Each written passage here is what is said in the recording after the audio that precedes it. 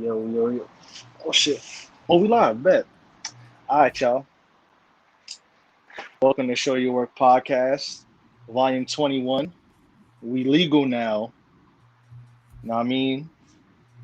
Apple Podcast got to send us the Dodge Charger in our uniforms. No, I'm fucking around, man. It's episode 20. It's Volume 21. We here.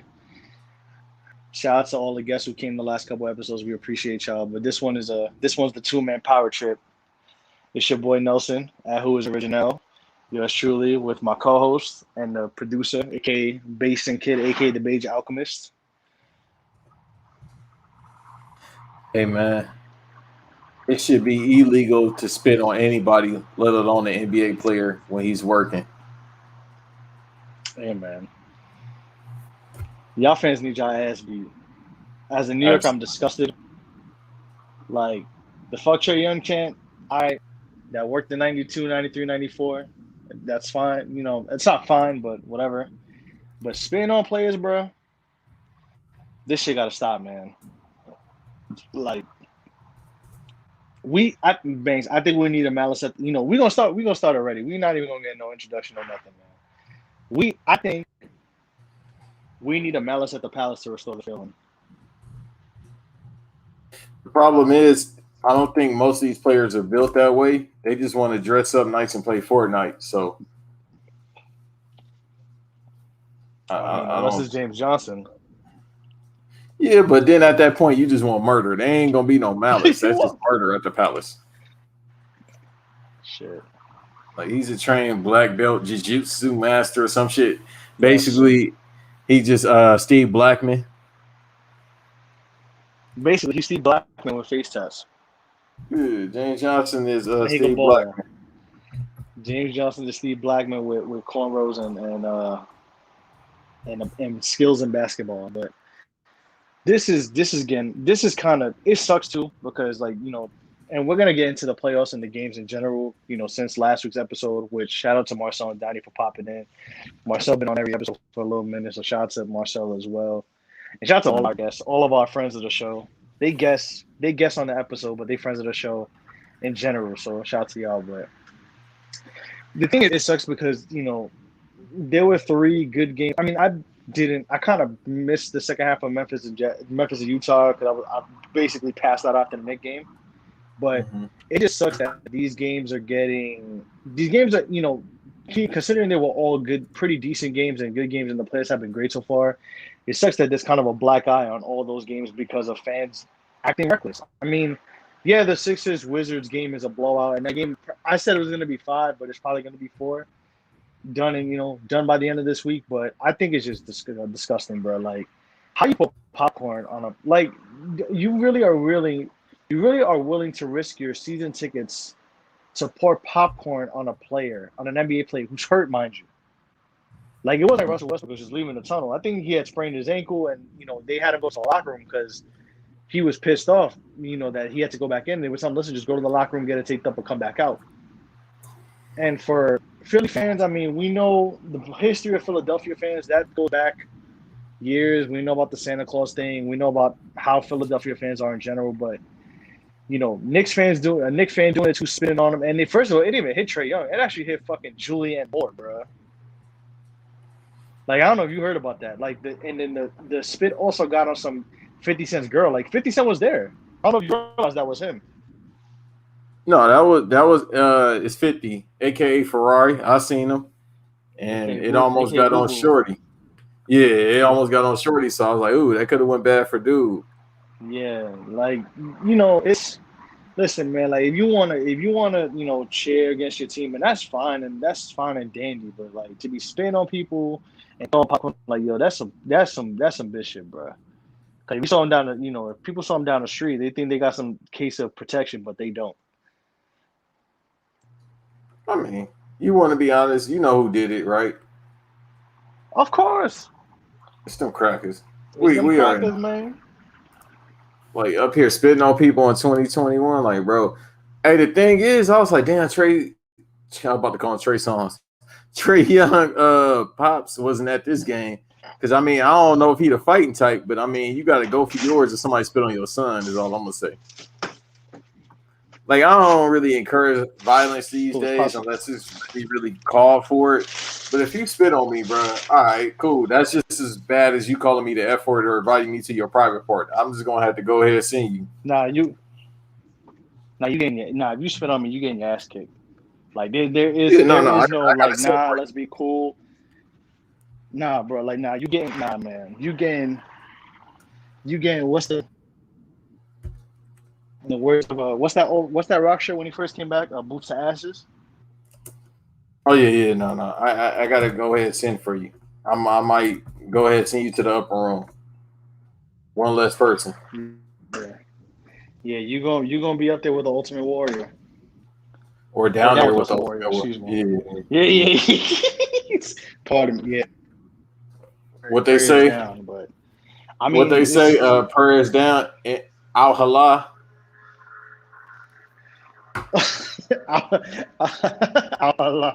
Outshallah. Yeah, Al shallah. That's Yo, what it's gonna be. prayers down at Outshallah is crazy. But Utah, of course, they're back in the Utah fans are back on some bullshit. Oh, They cursed out a fan. Supposedly, the fan was John Morant's mom. Allegedly, I don't know if that holds any truth, but the fan happened to be John Morant's mom in regards to the Utah situation. I'm gonna double check that right now, but I'm gonna check. Hold on, I'm gonna check you right. I could have sworn I had this article up, but fan. Yeah, let's see. I'm gonna pull up for you right now. Yeah, I'll be very surprised if it isn't a relative of Josh it because that was. seems to be the case. It was John Morant's mom. What they always saying something to they always saying something to the NBA players, but what exactly did they allude to? Because this probably has something to do with the N word in Utah. I would not be surprised. There's no there. There's no. I don't think they haven't seen anything like specifically in regards to what they said, whether it like the specific verbiage or whatever. I wouldn't be surprised if it's those words, but it looks like here that they were caught saying racist comments. There were three of them. There were three fans that were banned for it, and John Moran said, "Listen, I know, his mom said, I know heckling, but that's different than heckling. It was straight up disrespectful." And the Jazz banned all three teams for life. I mean, all three fans for life. Excuse me. So, and the same goes with the Sixers and the Knicks. The Sixers fan, I don't know. I don't know if the Knicks fan was a season ticket holder. I think the Sixers fan actually was a season ticket holder, and they revoked his pad. They revoked the season ticket and said, "Yeah, you're banned from this arena. You can't come back." So, Bruh, okay, so shouts out to the OG Brandon Maxwell. We definitely got to try to get him on the show. Listen, bro. He and that's why I got to run back that Bomani Jones episode again when he cut the promo about Utah. Because it's like, bro, once again, Russ has said something. Didn't he want to fight? Yeah, he did. That was in Utah when he wanted to fight Shorty and her dude in Utah. Yeah, they tried to sue for like $100,000 or some shit like that, and then the whoever the judge was threw it out. Like, I mean, they threw it out like actually today. I think I sent the tweet to you actually. Woj actually reported this. Yeah, I literally just saw it before we got on the air. But they said Utah they sued Russell Westbrook and the Utah Jazz for $100 million just because they taunted Russell Westbrook and got banned. They claimed defamation and infliction of emotional stress. Bro, why people want to be oppressed so bad? Bro, for no fucking reason, bro. And then the thing is, it's like you didn't even have to say that to him. That's the whole point with people. If you just shut what the old folks used to say, if you just do something called shut the fuck up, everything would be fine. You didn't have to say nothing to him, and y'all not understanding. So it's the same thing with the popcorn. I know he be out here dressing like Steve Urkel, but he more Stefan when it comes to the smoke, being Russell Westbrook. Like, bro, this dude is from South Central. I don't think y'all keep understanding. I know we cool, we be laughing and shit like that. We don't do the bullshit though. Like, bro, y'all need to leave that man alone. Y'all keep fucking with him. I didn't even know I figure because these white fans say anything. Apparently, when he was talking about the press conference, he said even he's had people talk about his kids and his wife, which sounds about right. It's just what. All right, so with Charles Barkley and his beliefs, I don't follow any of them, but I agree with him. NBA players should be able to take one fan out the stand and beat their ass in the half court. I definitely agree with that rule because I know they didn't hear shit, and it hasn't been recently for decades. Like, right. Bro, especially with Utah, like, man, they tried to kill the GOAT. They poisoned the pizza. Right.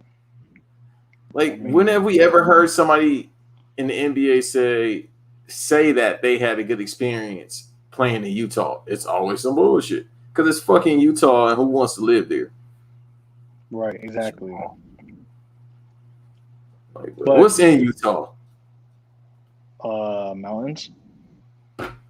And mountains and Mormons. Mountains and Mormons. That definitely sounds like a pop song. What'd you say? That sounds like a pop song. Just add drugs to it and Demi Lovato all over it. That sounds like a Demi Lovato on a song called "Mountains and Mormons." It's hilarious.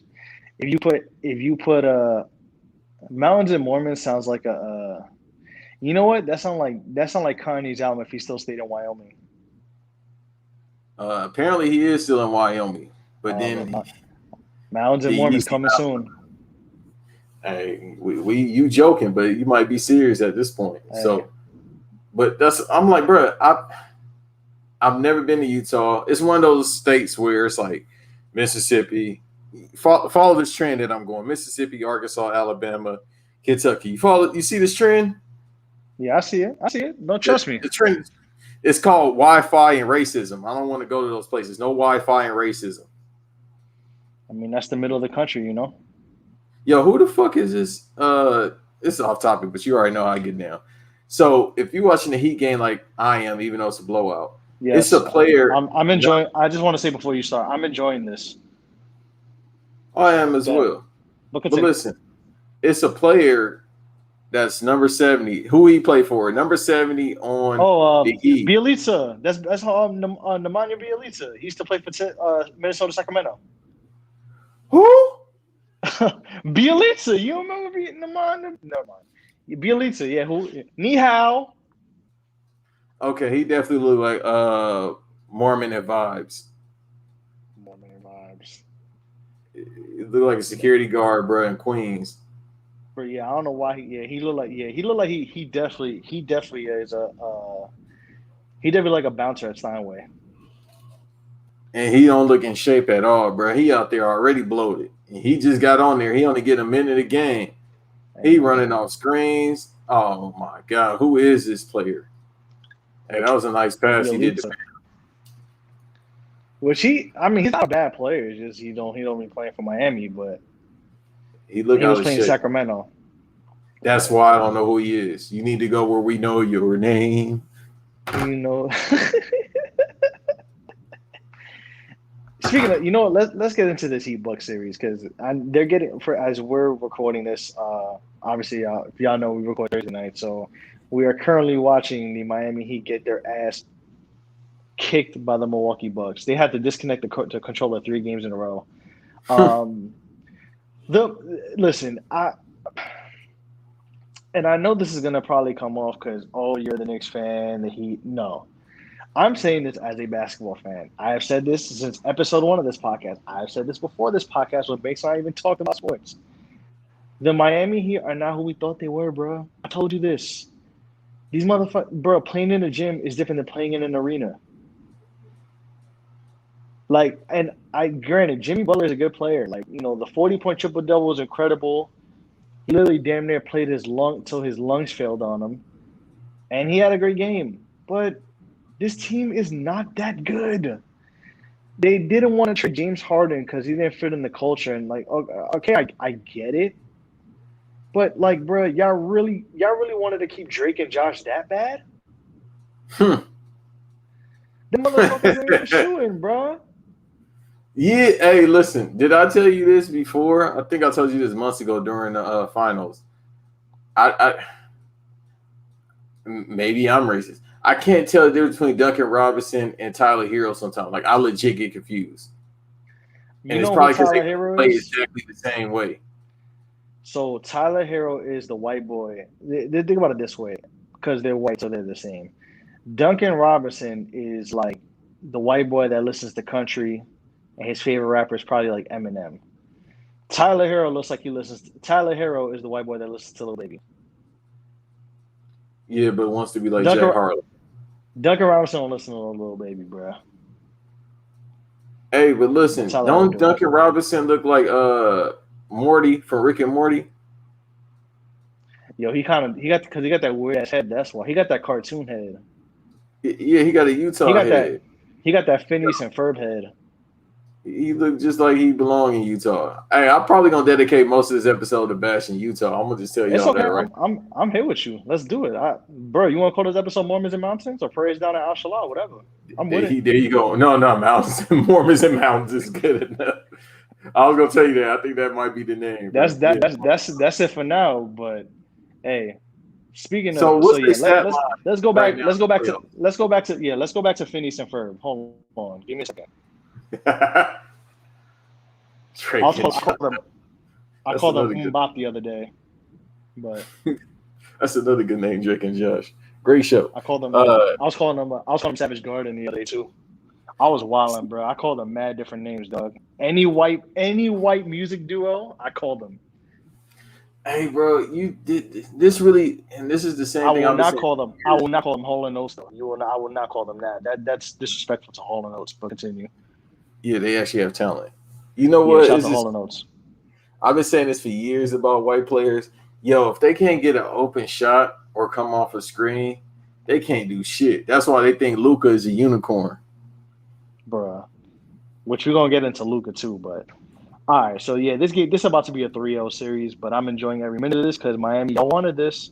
Y'all tanked for Milwaukee. Look, Milwaukee's a totally different team. But let's go into the stat line right now. Going into the fourth quarter. Duncan Robinson. Would you like to hear this wonderful stat line? In 19 minutes, he is 1 for 6 with a grand total of 2 points and 2 rebounds.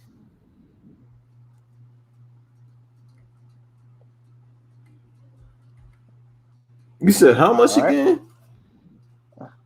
I didn't say that much. I said 2. Nah, that can't be real. I swear to God. Hold on. Let me put this shit on a Summer Jam screen.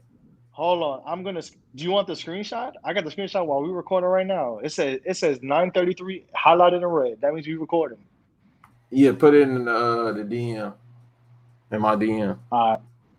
Because that's despicable. Hey, bro. Listen, if I'm lying, then I'm flying, but hold on. Well, we're gonna go back into Utah and fans, but I got you right now. I'm gonna send it to you right now. I promise you, bro. 2 points. And Tyler Hero has. You know what? You read it when you see it, and you tell me what you see. All right, hold on. Let me put it on the Summer Jam screen so everybody can see. We're gonna do this shit, man, because this is ridiculous. P fucking you, bro. It smell like you can't be a professional basketball player. You can't be no starter getting them type of points. Dog, come on. 19 minutes, 2 points. That's unbelievable. 0 for 4, 1 for 6, and you was doing all that damn shooting in the bubble, grinning, making them little faces and shit, thinking you saw the snake. Tyler Hero, come on, bro. Guangdong Tigers. Ni hao. Ni hao. What they call them, Splash Cracker?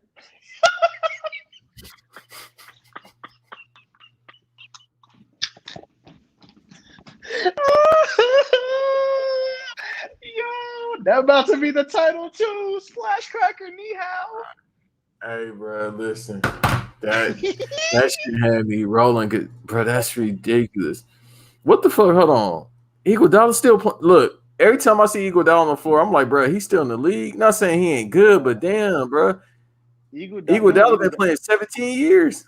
Iguodala like the Neo of basketball, bro. Like, damn, this motherfucker still here making music. Oh, it's been 17 years. It don't seem like it's been that long. It's been that That's been, long.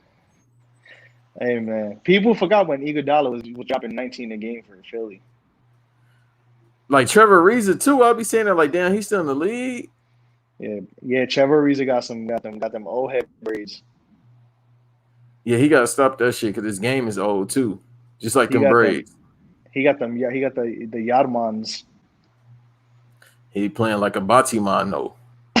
Okay, you gotta relax. I seen him. He done jumped on top of Giannis like that. I hear doing push-ups on Giannis, bro. What type of veteran move is that? Get your ass up. Jimmy Butler Jimmy Butler, take your ass to sleep. Listen to Old Town Road and take your ass to bed. Hey, bro, Jimmy Butler, cold brew guile. I told you, bro. He out here wanting to be up at 2 a.m. working out, sweating and shit on IG, bro. And y'all about to get sweat. This motherfucker drinking cold brews and shit, thinking that they're gonna just fuel him to a game, bro. He not Nick Van Exel.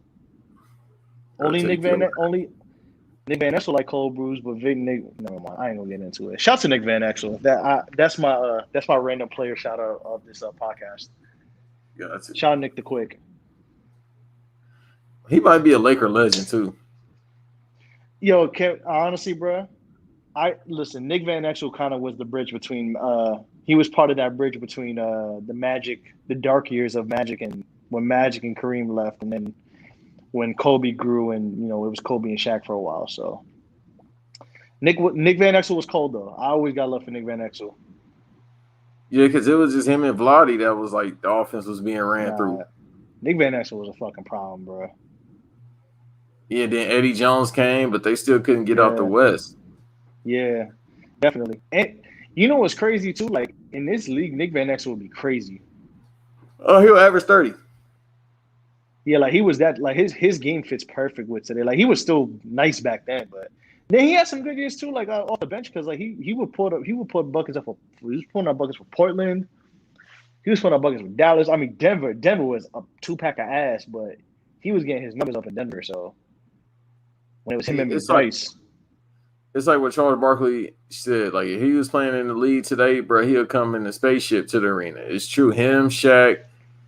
I mean, we're going to have that episode one day. We talk about what if certain players played now, but it goes without saying. Like if AI played now, bro, come on. Even at 6 foot. Even Lamar Odom. Even though Lamar Odom, it kind of was the bridge to this game, but Lamar Odom was like the very early point guard who could, like, yeah, there was magic, but the way Lamar Odom dribbles, bro, like.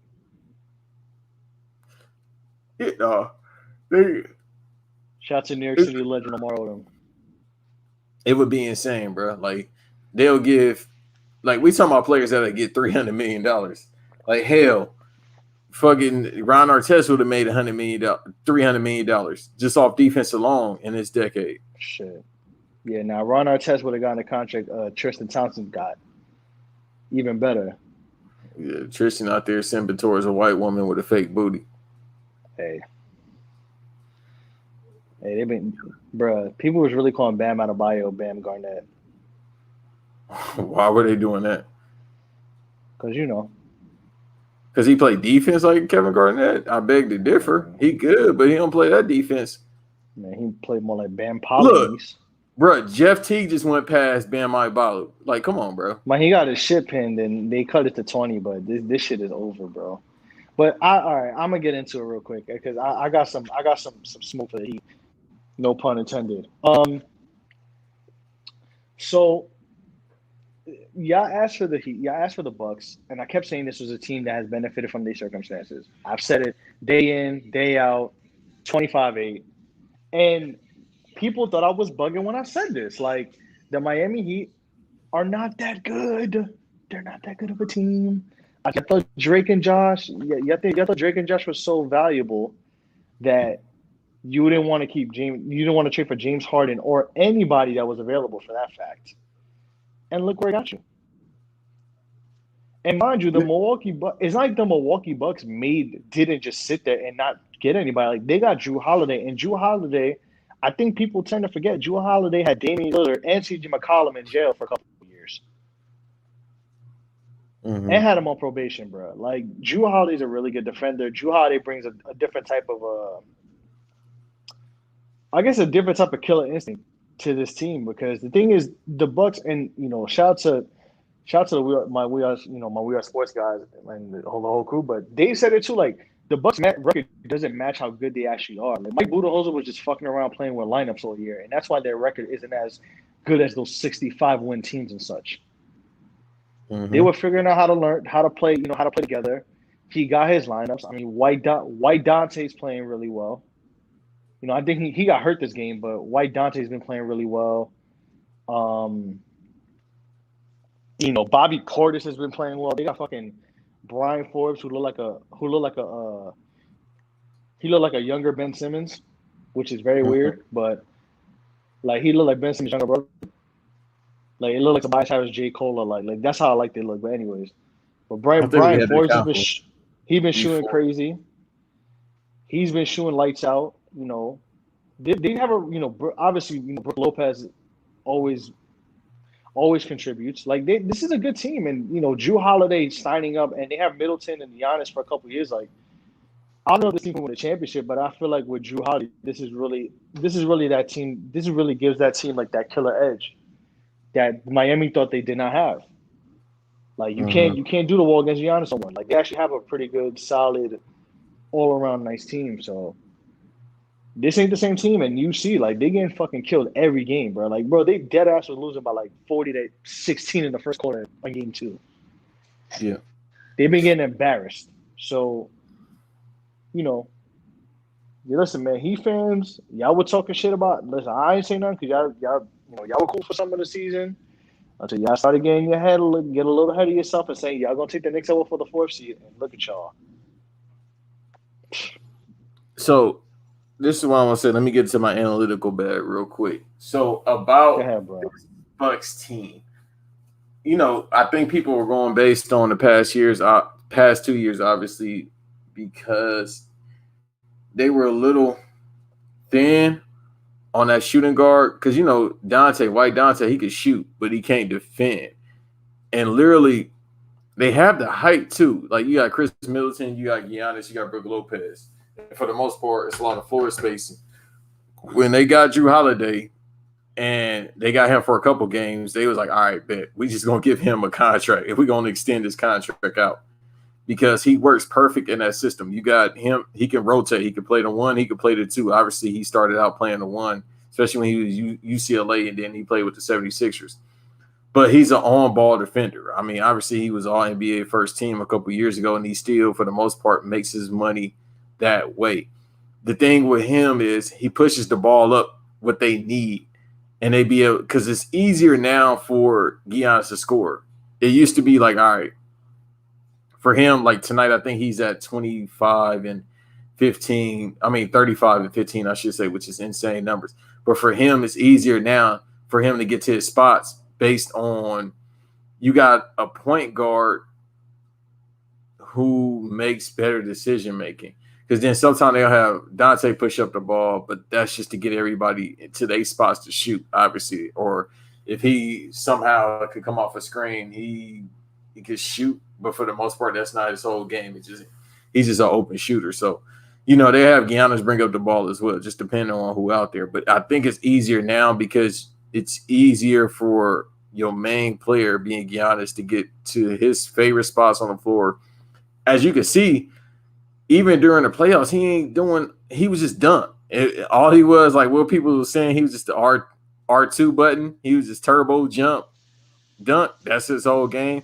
Now you see him like doing turnaround jumpers. He cuts to the rim when necessary. He's shooting open shots, and it's easier. He's not working as hard for his shots like he used to. Yeah, he's at 11 and 17, which is still insane. Where it used to be if he was only getting 11 points, anything under 28 points damn near during the playoffs, they were probably going to lose.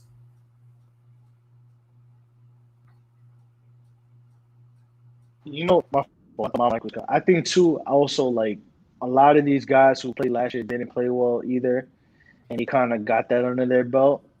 So you have guys who have been there now. Even guys like Pat Connaughton and fuck it, like Chris Middleton and all them dudes, they have an extra year under their belt of playoff experience, so that helps. And then with Drew Holiday, who's he's played in the playoffs. Like, it's not a guy who's played a million games, but he has enough playoff experience, and he's the consummate player for this team. Like, it's just it just works for the Bucks a lot. Like, they kind of have a really nice all around attack, and you can't do the Great Wall of China on Giannis anymore. Mm-hmm. You can't do it because now Chris Middleton, like, we knew Middleton could shoot, but Chris Middleton's been more consistent. Like I said, White Dante's been playing really well.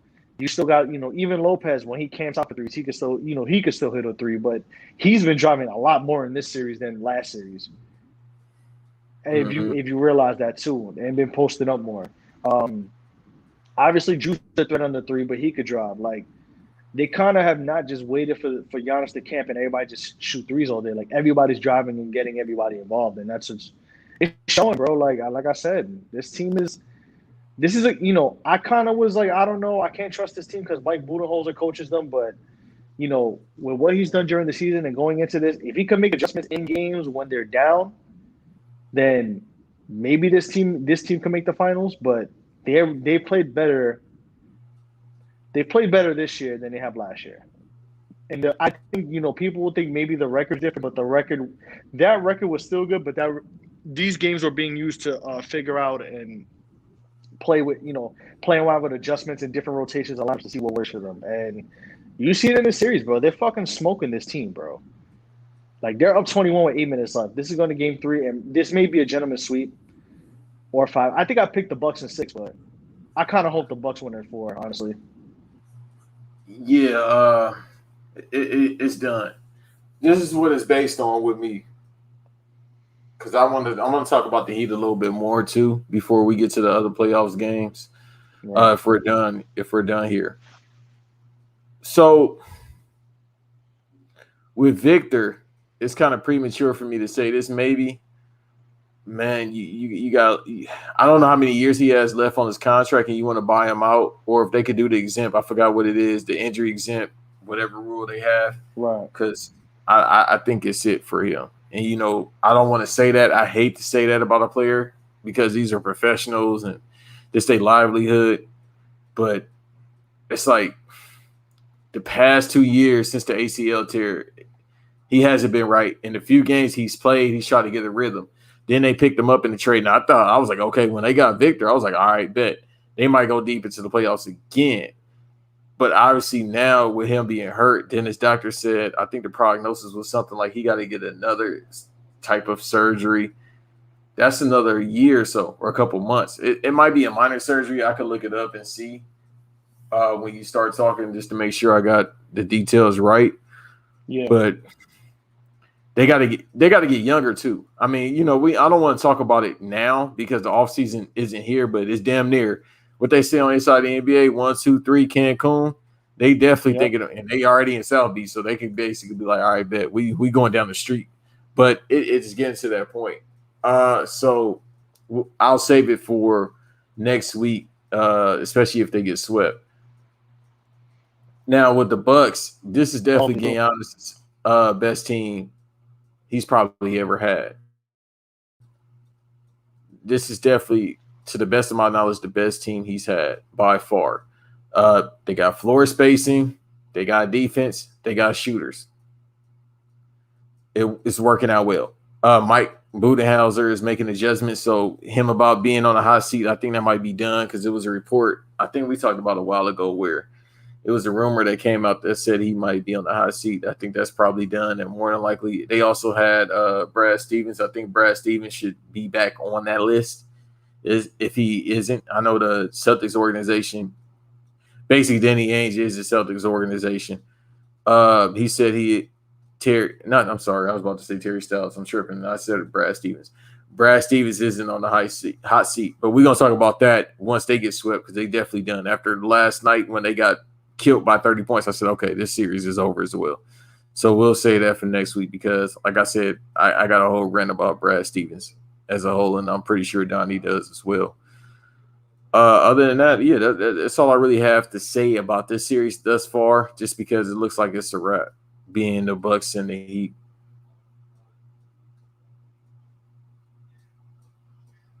I said, man, y'all wanted, they could have traded Florida Georgia line and gotten a good player, but they didn't want to do that. I mean, and then the trade that you do make is for Victor Oladipo, and respectfully, I don't have a problem with Victor Oladipo, but he gets hurt too much, and this motherfucker got Vince McMahon quads, bro. Like, we can't do that. Come on, bro. Why can't we do that? Why can't we do that? You know what? Actually, you know what? Because Victor Oladipo is a very respectful black man. I'm gonna take it back. He got Triple H quads, but okay. You can't do that, bro. Like, I hate to kill you. I hate to kill you a joke, but it's like, come on, bro. I'm gonna take. Damn, bro, you making me take. Hey, bro, it's crazy. You thought it'd be me taking the jokes back from you, but nah, I'm gonna take it back, man. Shout out to Victor Oladipo. I'm sorry. No, don't take it back. It's already there. No. It's cool. No. You know, Vic Oladipo actually went to high school with some of my I don't even went to high school with my cousins, but they went to the same high school. So shout out to him at the high Where's school. He from? Vic Oladipo. He's from DC. He's from the DMV. Okay, I was about to say, is he from New York? But I was like, I thought he's from the DMV. No. He's from DC. I think I'll double check that. But he went to DeMatha High School.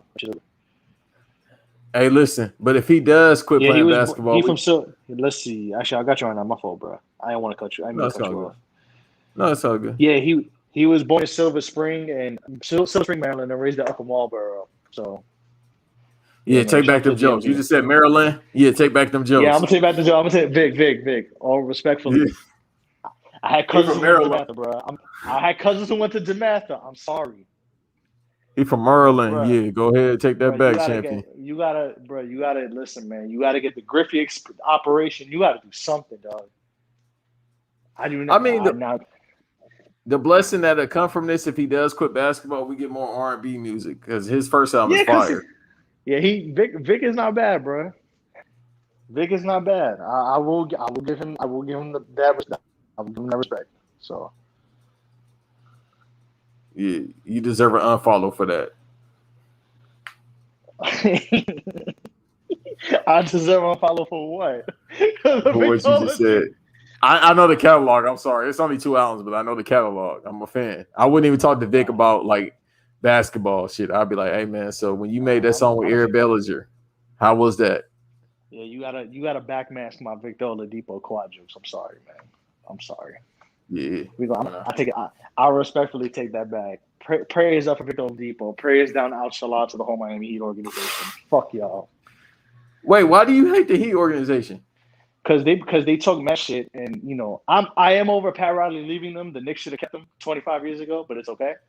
But that was a long time ago. They were just talking mad shit. I'm like, bro, your team. Listen, man. Listen. It's two people, bro. I called the Miami Heat the 99 Knicks, and I'll be nice. I wouldn't even do that, bro. Y'all had Chris Childs on that team.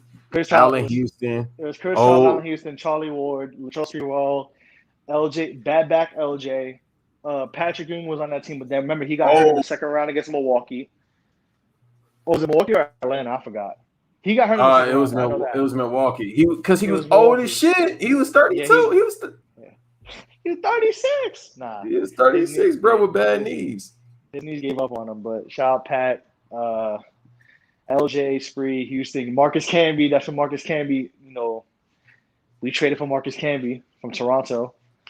But he's supposed to be the predecessor. We gave up the predecessor. We got Charles Oakley the fuck out of it. No, I'm playing. We traded Charles Oakley. All right. But yeah. You about to have problems with Vic and Oakley.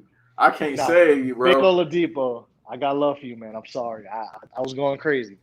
But you're not going to apologize. Bro, you don't have your apology. Right. Oak, if you stop doing this whole the Nets arena is better than the Knicks thing, I'll take it back. But for now, you're wilding. Even though James Dolan did do you bad, even though James Dolan did do Charles Oakley bad, he is wilding with that shit he said about Patrick Ewing. He just saying shit like a spiteful girl. Like, bro, Oakley looks for he looks for mutual combat. That's the thing. Hey man, he need to go talk to Kwame Brown about that shit. Anyways, but yeah, so the Heat, it's just really a lot of over overcompensation of the Miami Heat getting to the finals. They were not that good of a team. I'm sorry. And I kept trying to be nice and say it, and they turned us a nah, but you a hater. I'm like, no, look at the numbers, bro. They cannot shoot. They were just good. They were playing good in the gym, and they had the team spirit and heat culture. And look where it got them. So, anyways, let's move on to the other series. What you want to talk? What series you want to talk about? I'll let you pick. Oh, the one that's about to come on right now, because for the most part, the series have been pretty good. Like, it's actually been, and it's mainly because of fans, even though it's been some goddamn pricks, it's actually been great having fans here. Like, it's crazy. I had to think about it when I see the Knicks games and I say, oh, it's fans there. Like, that's something we haven't seen in a while, and it's fun. Like, the fans make everything better, for better or for worse sometimes, but let's talk about the better. But I want to talk about this series because you already know, I always got Lakers slander. The Lakers versus the Suns series, which is about to come on. So let me talk about this real quick. Go ahead. Now you got it. Because I want to say Suns in 6 still, but I'm not sure. No, so that's what I was about to say, bro. So this is where I'm going with this. All right. They always say lead with love, so I'm going to lead with love in this instance. When the Lakers turn it on, like I said, when they turn it on, because it's not always on, they are hard to beat because you got a superstar there. And I'm not even talking about LeBron, who is still a superstar, but he's an aging superstar. Like, this year has really shown, yeah. Oh, and as I'm watching the game, Pat Riley's doing that head shake. So, yeah, the roster changes are upon us for the Heat. Yes. You already know when he looked like the Godfather, he just sitting down looking at shit. Yeah. Some changes are definitely coming for this team. He about to when he go back to the locker room, they about to have a Chinese for dummies in the lock. Not Chinese for dummies in they locker rooms. Oh yeah, no, he definitely about to flip Tyler Hero and Duncan Robinson. He about to send them to the Pacers for Sabonis. No, he about to send them to goddamn Guangdong. He might, but he got to get some money back or something because he stay flipping players. So he'll be like, you go here, you go here. So he's a master at that, and nobody really says no. Tyler Hero and Duncan Robinson gonna go to Hong Kong like rush hour. Hey, listen. What was the? Isn't a part of rush hour that they was getting money from Hong Kong or something? There was money laundering in Hong Kong. That's what Pat Riley gonna do. He's gonna send to Hong Kong for some JP Morgan bricks. I wasn't here for this conversation because you already know how that went last year with the Rockets in the NBA. Oh man, is my Kofi showing too much? Yeah, because I was about to say that's how that. Never mind. Let me take my new era Kofi off. I'm sorry, bro. What's the Rockets owner? Tillman Fertitta. All right, who's that? The GM. It was Daryl Morey. Yeah, the Daryl Morey, who's now the Sixers GM, who got no repercussions for what he did. Yes. Yeah. Daryl Morey started the COVID. He started the pandemic. Bruh, do you understand that the NBA lost $1 billion and had to do all them crazy midseason tournaments to have an All-Star game? Do you know why? Because fucking Daryl Morey. If Daryl Morey did not say what he said about China, the NBA probably would have been able to do a bowl this year too. Again, bruh, if he didn't say what he said about China, we probably wouldn't have no COVID, bruh. He started COVID. It was Daryl Morey. Bro, Daryl Morey starting COVID is crazy. I'm telling you, it all connects, bro. Because he went from saying that, then COVID happened. They try to blame it on China. You told me to take my kufi off, and now I gotta put it back on. Hold on, he did that. COVID happened, and then it was like the NBA lost money. It's Daryl Morey's fault. We ain't heard from Daryl Morey since. Bro, you gotta play a Jungle Brothers beat in the back during this segment. I'm about to say Brand Nubian. What you gonna play? Punk jump up gets to get beat down. Now you can't play that one. You can't play that one because what's his name says something offensive. You gotta play Don't Let It Go to Your Head. Oh, Lord Jamar. Oh, he gave the backstory about that song? I think I remember hearing about it, but I'm not giving that man no press. Anyways. Yeah, because you already know. Shout out to Grand Poopa and Sadix. Oh shit. LeBron got the Beijing in his hair. All right, they definitely about to win by 20 tonight. Bro. Who in the Milwaukee Bucks are like a tennis ball right now? I don't know. I'm on TNT, so give me a second. Oh, okay. He looked like one of them Wii characters. You know when you start up the Wii system, the little memes. Yeah. He The looked like little one of them. the amiibos. Or that's This motherfucker look like Dennis Rodman in NBA Jam, bro. I'm about to say Jada Smith grew a foot taller. That's hilarious. Then you got creative player Denny Green out there with this faux hawk. Who they play for? Ni hao. Yeah, That's my This new definitely- thing, bro. Anytime. Is that Zach Wilson on the playing for the Bucks right now? if Jeff Teague is out there, that means it's time to call it a game. The game is over. Jeff Teague out there getting garbage minutes. Motherfucker, bro. Told you. Kendrick Nunn out there, it's definitely time to call it. It's Curtis, bro. Tyler Hero doing cardio. Bro, where the fuck they get these creative players from? These mob players. Milwaukee Bucks got that VC. Oh, they getting smoked. Yeah, 500,000 They got- DC. Bro. They getting beat by 30. All right, this is gonna be a Miami Heat slander podcast. It might as well, 'cause I'm really looking at these players like, bro, who are they? Like, this is the Slanderghini. I'm driving a Slanderghini Urus right now. Oh yeah, no, Tyler Hero's out of here, bro. They got him playing garbage minutes. He a starter, I told you, bro. and he bringing the ball up the court. Oh, come on, bro. How you say hello in Tagalog? That's where he's going. Oh, you saying he about to play for the Filipino basketball team? Yes, sir. He want to go be playing with Andre Blatch. Hey, if him and Doug McDermott, Andre Blatch. I ain't heard that name in a minute, bro. That's the second random shout out on this podcast. Didn't he play for the Nets and the Wizards? Yes. Yeah, I was played for cold the with Nets, him the on Wizards. 2K. Somebody he played for somebody else, didn't he? Or am I bugging? I just remember he was fat on the Wow, Nets. well, Tyler Hero got to brush up on his Tagalog and go play basketball with Andre Blatch and Ronaldo Balkman. So, Hey, bro, and Andre that's Blatch number probably- 3. Hey, he probably he a father of 20 over there, bro. They probably treat him like a god. Word, bro. Who is this guy on the Milwaukee Bucks with? Who is this man? With the 66 on, he got a football. He got an offensive line jersey. Number 25, bro. This motherfucker look like Roddy Rich and Michael J. White put together with a blonde whatever. He definitely tried to dunk. That did not work out. He walking around like one of those imported kids at college, what they call foreign exchange kids. Like, bro, calling this man a foreign exchange shit is crazy. Hey, essentially that's what Giannis is, bro. If you want to keep it a buck. I mean, hey man. And Luka. This Let's podcast talk might about get that series. Let's talk. Yeah, you know what? Let's talk about Dallas Clippers, bro. Because Lakers Suns, I think it's too early to call.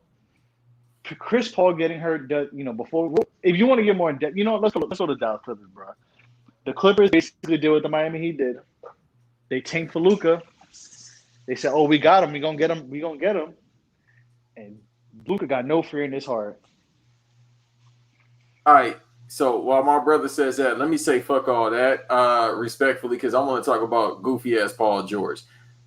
Don't trust a dude with fucking brunch braids and a white woman with 2 kids. All right. Do not trust nobody like that to win you anything. He every single year, even before he was on the Clippers, when he was fucking Roy Hibbert wife, disrespectfully on his part, he went to the Clippers. They had billboards. That's when I was living in LA. They had billboards all around the city. We up next. Whoop-de-woo-woo. All right, cool. I ain't a Laker fan. I despise the Lakers. But I'm not going for that bullshit Clippers because y'all played at the LA Sports Arena. You know what else used to be at the LA Sports Arena? Shouts out to Fig and King. The fucking circus used to be at the LA Sports Arena.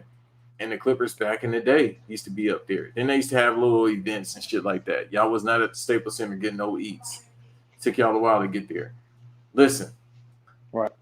This motherfucker, bro, every single year, I'm playoff P. I'm about to activate it. I'm getting in my bag. Bro, the first 21 games of this season, it always happens. He'll be balling. He playing on both ends of the court. He getting you 24 to 25 points. Kawhi was hurt most of this year. That stopped. Soon as he gets to the playoffs, he start playing just like that. Just like I love my wife ass nigga. He gets straight when it gets to the playoffs. This is what it's gonna be. You know what I mean? Bro. Every single time, bro. He got to go. Motherfucker, what he said, the motherfucker got to go. I think that was that was Pineapple Express. He got to go. He got to go. Hey, listen, every single year, bro. The fucking earthquake happened because playoff P signed or polio P signed to the Clippers. I remember that vividly. That shit. It was an earthquake in LA. I remember that night. Oh, that was a historic night, bro. I could tell you my story about that whole night because I remember like it happened yesterday, living in LA. Hold on. Before you start that, I'm gonna crack open this IPA. So, roll Tide. Go ahead. Listen, so I remember vividly when that happened. I feel like it was June 28, 29, somewhere around there. Anyway, I was watching the Knicks versus the Pelicans, and that's when Zion yammed it on somebody. And as soon as he yammed it on somebody, because he Thanos, bro, the earth shook, or the west side shook. So from California to Nevada, everybody felt that earthquake. And the shit was crazy. And everybody was talking about it. Literally 2 hours, 3 hours later, Paul George and Kawhi to the Clippers. And everybody said, what the fuck? Not even about the Kawhi part, but Paul George is like, how did this deal work out? And from there, everybody started podding.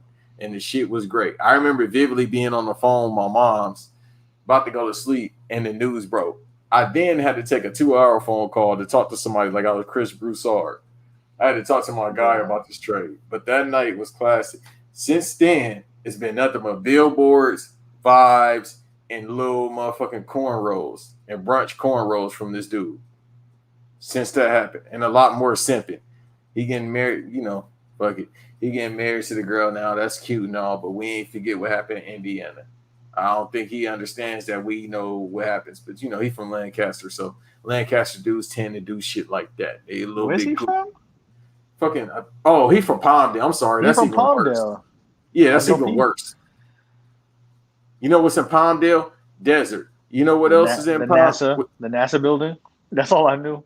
I don't know. I didn't even know that shit. I know it's close to Indio where Coachella happened, but it's Palmdale, so you don't go out there. So I was like, all right, that makes sense. Of course, he's gonna be a simp because it's Palmdale. Ain't shit out there. Fucking brain rotting from the goddamn heat. But listen, you can't stay on my team. If I'm Jerry West, you can't stay on my team. You got cooked by Luka again. Luka and no defense. They don't even play fucking defense. They second, third option, no disrespect, is Tim Hardaway Jr. and Kristoff. His legs is goddamn beef jerky. And they getting cooked. Like, I know Luka is basically Larry Bird 2.0. You can't get cooked by one player, bro. Hey, man. And Patrick Beverly, once again, what Russ said about Patrick Beverly, he tricked y'all. He just do a bunch of nothing. Hey. That's what's going on now. Did you see the play when Luka Doncic hit him when he bodied him and what he said to him? Because he is. Did you see that? He said, "You too fucking strong." I said, "Oh my god." Luka is here, bro. He told his man. He told a man from West Side to Chicago. He yelled it. You know them ESPN mics, bro. They be drowning out crowd noise and noise from the game, bro. And my man Luka Doncic yelled at Pat Beverly. He didn't say it to him. He yelled to him. He said, "You too fucking small." Right. And stared him down and walked away. That's because Luka, as you know, is European shape. And European shape motherfuckers, bro. They all built like somebody's baby moms. The thing, bro, that's wild. The thing is, too, is people tend to forget about Luka. Luka's been playing professional basketball since he was 16, bro. He's 22. Mm-hmm. And mind you, this isn't like and I don't want to like shit on. I'm not trying to shit on European leagues, but like he played in Spain. Like now, in the 90s, it was always like Italy and Spain were like the neck and neck best basketball leagues in Europe. It was kind of a little bit of everything. But now where we're at in 2020, especially in the last decade, kind of since the turn of the century, honestly, like Spain is the second best league in the world. Before, compared to like the NBA is the best league in the world, and that's fine, and we know that. But like the Spanish league is like, if you take the NBA out, the Spanish league is considered the second best league in the world at the moment. He played in the EuroLeague. He won an MVP at 19. Like, he's played battle tested. He's been battle tested out there, and he's even said, the thing with the Spanish league and the Euro League is that they're a lot more physical. They get away with more physical contact. So he's been battle testing, playing against guys who are even older than him or even younger, who have tested him, and he's learned he's played well against those leagues. He's won in those leagues. So he comes into the NBA, he realized, oh shit, they not that physical, or you can't touch people like that. Bet. And he's been balling out. So even if they try to do the whole roughing you up and in the confines of the NBA officiating, it's still nothing to him because he's played in a league that's as grueling and as tough and as competitive as the ACB, which is the Spanish League in Spain, and the EuroLeague, which is the league that hosts all the best European basketball teams. So people tend to forget that a lot about Luka. Yeah, he said the American League is like way easier. It's easier in regards to, it's easier in regards to the contact and what, how the refs can officiate. So, but damn, you're right, bro. LeBron do got the Beijing then. Oh yeah, no, he about to go for 30. It is up to baby legs, AD, and what he gonna do. But he balled out last game. AD did play really well. But that's the problem. He's inconsistent. I don't know if it's because he's still hurt or he just, he playing light skin. I don't know what it is, but that's besides the point. It's just he can't. I think the problem is when you are the second greatest player of all time, being LeBron, people tend to like, all right, even though you're still great, people tend to forget that you're 36 years old. You know what? That's what I was saying before. Like, he could still do what he used to do, but you could tell like this season really showed, minus the ankle injury, he's starting to slow down because the moves they crispy, but they ain't the same, if you know what I mean. Right. They're a little bit slower now. They take a little bit of minute to get to the rim. And it's fine because he's 36 years old and he averaging 25 points, which is insane. Like 36. Bro, like it's insane to say that on December 30th, he'll be 37 years old. That's insane to say. Like, I remember just like it was yesterday watching him and Carmelo in Oak Hill versus St. Vincent, right? St. Mary, I remember that too. The National Showcase in Trenton, New Jersey. Yeah, in 02. It's insane to say that was 19 years ago.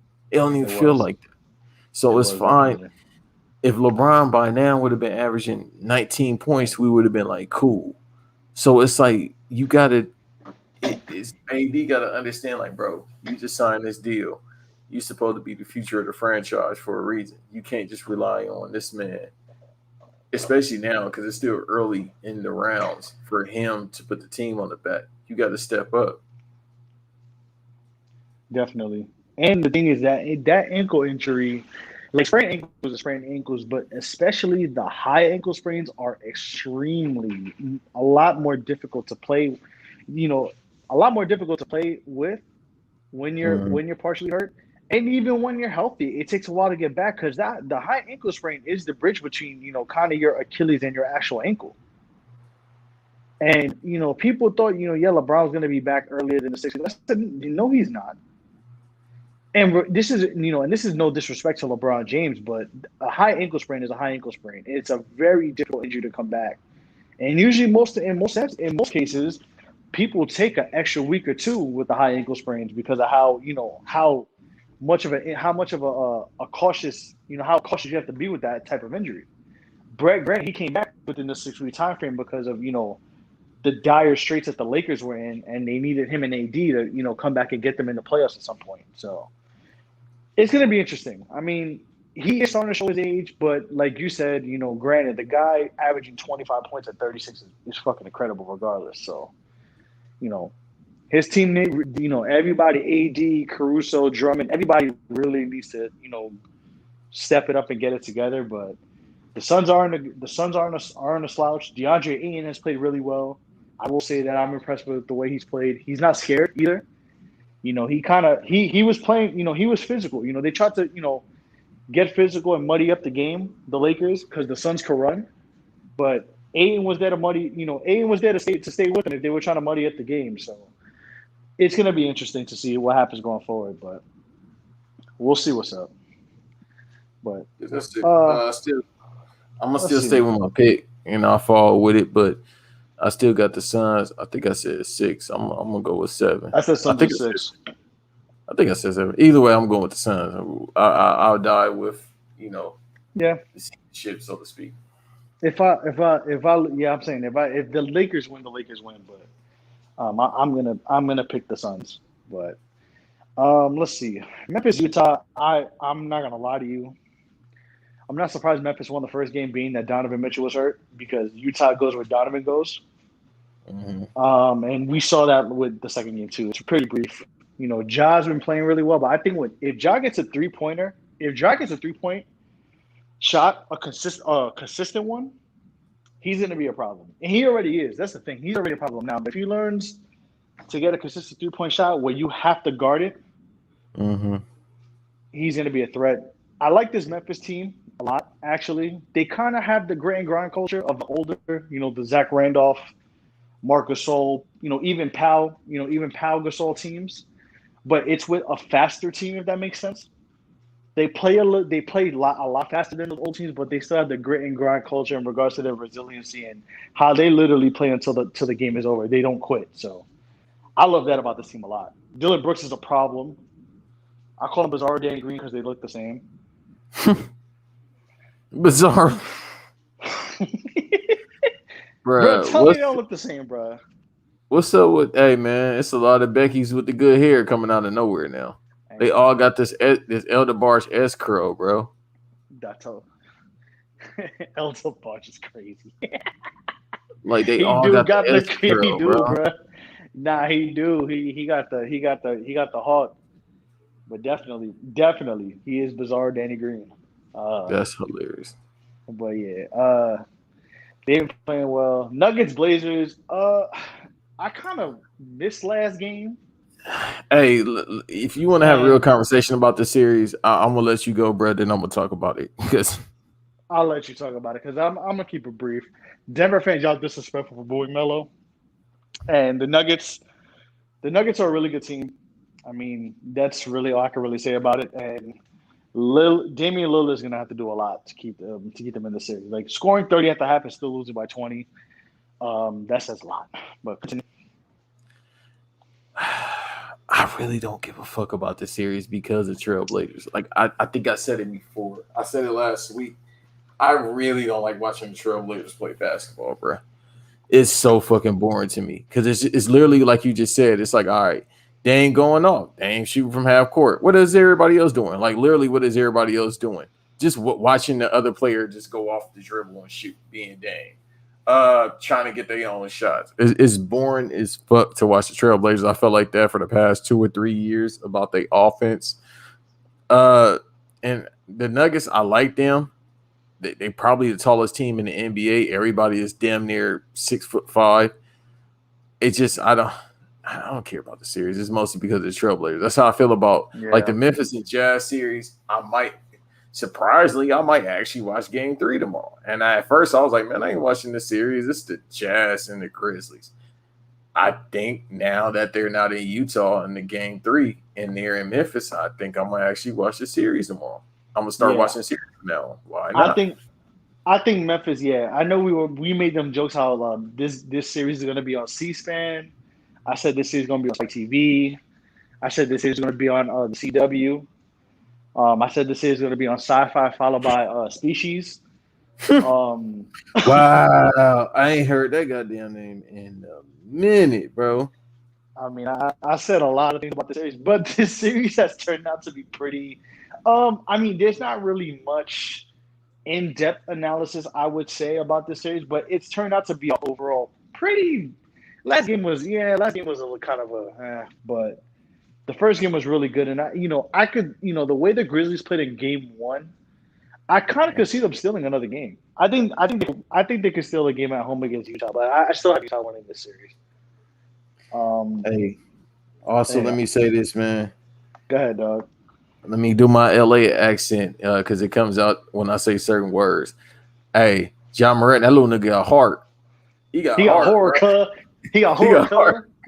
Like, listen, I knew he had it in him, but damn, bro, like this kid is really stepping up. Yeah, no, I knew it, but you know what I mean? I think his pops trained him, right? His pops, yeah. So okay, it makes sense. And his pops is talking about, I forgot where they're from. They're from St. Louis or some shit like that. I just remember. South Carolina. Okay, that makes more sense. He's from Carolina. Who he played on? I know he played on the AAU team with Zion. Julius. Yeah, he and Zion kind of ran in the similar circuits when they were younger. Yeah, because he played with Julius on his whatever AAU team, main AAU team. I hate AAU. I hate AAU ball as a whole. So yeah, but for that simple fact, because you see, it's just like, these schools or whoever just putting teams together. Hell, you don't even need to be a school. Man, you could put an AAU team together, and we get the money if we get an endorsement deal from Nike or somebody, just to get on Hoops mixtape, and it's just all these great players on one team. Don't give me that idea. No, I wouldn't do it because I hate the idea of just having all great players on one team and you going through kids that's not as great. And the kids are getting beat by 50 points because that discourages them from wanting to work on their game. And it's just not fair. And it's just a showcase for you to try to get some side money from the great players. Is that plus the coaching from these AU teams? So, but I just wanted to, bro. I got a tweet. I just found, and I was trying not to laugh while you was talking about the Blazers and Nuggets. Is we going back to the Heat for 2 seconds? Shout to my dog Robbie Seabrook, aka Robbie Rav on Twitter, and I'm gonna tweet this. I just quoted this on our podcast. He said, "The Heat are down 3-0 so fast that Jimmy couldn't even brew that bullshit coffee." That's funny. Because I'm trying. My mindset here's how my comedic mindset works. I'm like, he drinks coffee at 2 a.m. Bro, that's weirdo behavior. No, it is. Like, I don't think he sleeps, bro. Hey, man. You could tell him this game, bro. He's sleeping in these games. By the way, check the shit I just sent you, too. All right, so let's go to – we talked about clip. We kind of got into everything. Brooklyn, Boston. I mean, there's not really much to talk about, bro. Shout out to Jason Tatum, but Brooklyn's too much. All right, let me say this real quick if you don't mind. Just real quick. I think I told you months ago. I know I said it recently. God damn. Okay, Andrew Witt. I'm fucking up names as usual. This is why Random Max be saying I can't read. It's like, dude, I just fuck up people's names. I'm horrible with names. But Andre Drummond is out here playing like shit, bro. He out here playing like with Anthony Johnson, Grandmama. Oh, AD hurt right on time. Oh, he elbowed AD? Jay Crowder hit him in the eye a little bit, but AD gonna act, so he's probably out for the game. All right. So, like I was saying, what was we talking about? I don't even remember. I don't even remember what we was just talking about, bro. I ain't gonna hold you. I just see AD get hurt. I'm like, damn it, here we go again.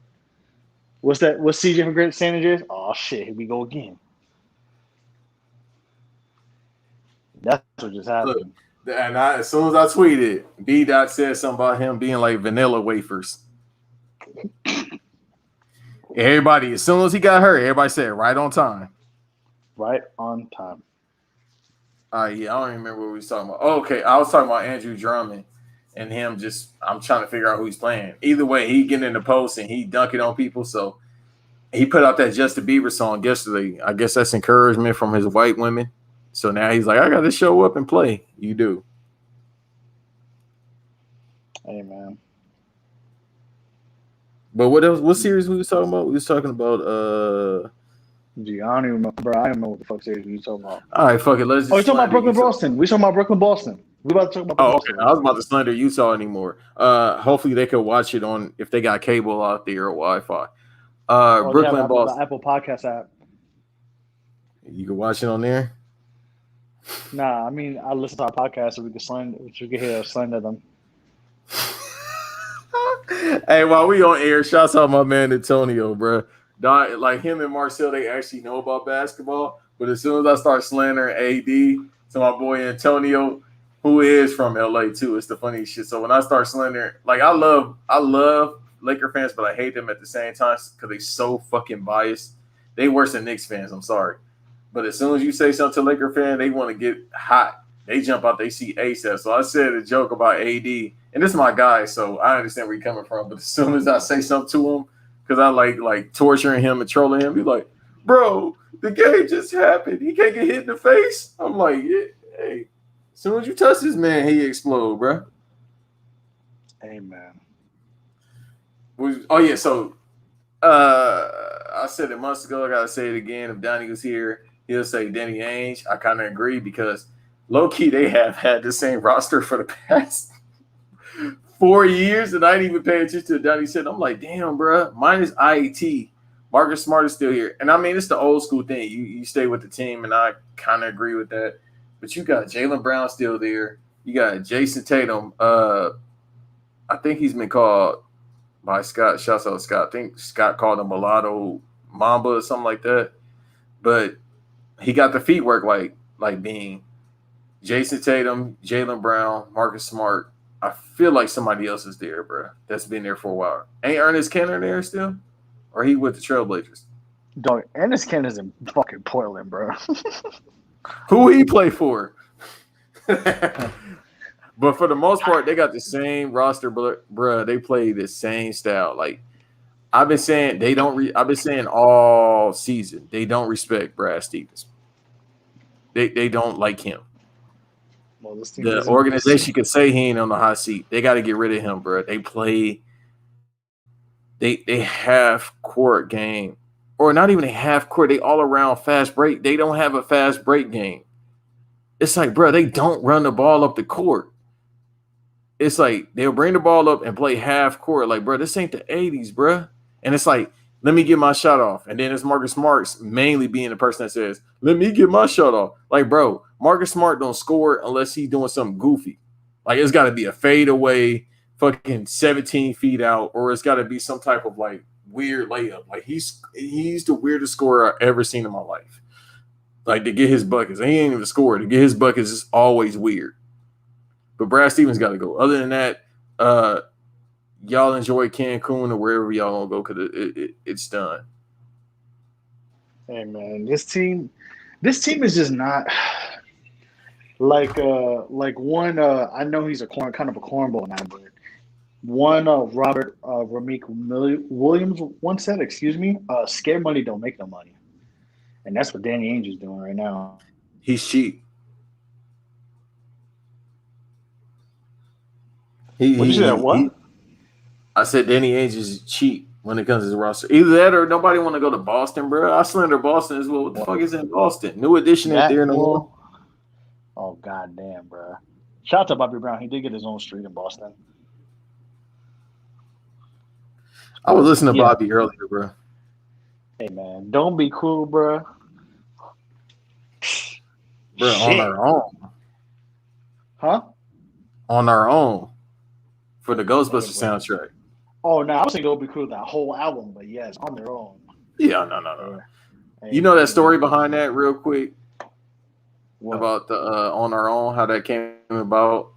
I'm pretty sure I heard, but yeah, you can remind me about it. Apparently, Bill Murray's like, get Bobby Brown the song on here. I don't think it was Dan Aykroyd. I definitely think it was Bill Murray. Bill Murray basically got him plugged into that soundtrack, and the rest is history because, boy, I know Bobby Brown was off the good yayo when he made that song. You could feel that. Bill Murray be knowing, bro. Shit, we all know, man. But that's what I got to talk about with somebody. I don't know what podcast I'm going to talk about Bobby Brown on, but yeah, he shouldn't have been a superstar for many years after that Prerogative album. I don't know what happened with that. Hey, man. Drugs, bro. Bro, but it'd be a lot of coke. Like most of the big superstars are coke addicts. It's a lot, bro. It's a lot of things, but we'll talk about that one day. It'll probably be off air, but we'll discuss it. Bro, Jay Crowder about to hit Anthony Davis, and he gonna collapse, bro. Because that's all Jay Crowder is good for, is hitting you in a three, and that's all he do. Like, bro, he pissed me off so much in the finals. Like, bro, I hate Jay Crowder game. All it is like, let me get a three, let me hit somebody. Let me get a three. Yeah, he just move around 100 times. Yep, he just shoots threes and smacks people. That's it. Bro, I swear, am I tripping? Like all he do is shoot threes. I mean, that's what he's there for, though. Really. But they be having, I guess he a space out four, whatever they call it, he spread four, whatever the fuck they call it. They changed the name so many times, but he plays the four, and he just like, all right, let me get a three. It's like, bro. I hate his game, especially during the finals, bro. He low-key shot that team out, even though they was tired at that point, because fucking every Laker player was putting somebody on clamps. Oh, nah, Utah was wilding, bro. Can I put the Utah slander back on? Of course, it's Utah. All right. Why not? So according to ESPN, this is from Tim McMahon. The statements were, and I'm bringing them up, according to John Morant's dad, T. Morant, of Jazz fans hold him. So basically, somebody said something to John Morant's mom. Mm-hmm. So T. Morant was about to pull up on him, and then the security de-escalated the situation and got them out of there. But T. Morant says that somebody said, "I'll put a nickel in your back and watch you dance, boy." Yeah, sounds about right. It's fucking Utah. So, and then somebody told like his mom, like, shut the fuck up, bitch. And like that's when like they were about to confront him. But he was saying though, like there were actually Jazz fans who were cool, like you trash talking, trash talking is part of the game. Like that shit, like D Rose said, in his presser, like after game one, he was like, yo, that comes with it, there's shit talking and there's things like that, but you don't be throwing shit and saying disrespectful stuff to the fans, like. And they were saying that, T. Morant, like John Morant's father actually said, like there were other Jazz fans who had, it was good spirited shit talking, all in the spirit of competition. And they actually got security. The fans actually were the reason why they got ejected. Like the dudes who were saying disrespectful shit like that. Actually, I guess there's good people in Utah. Mm-hmm.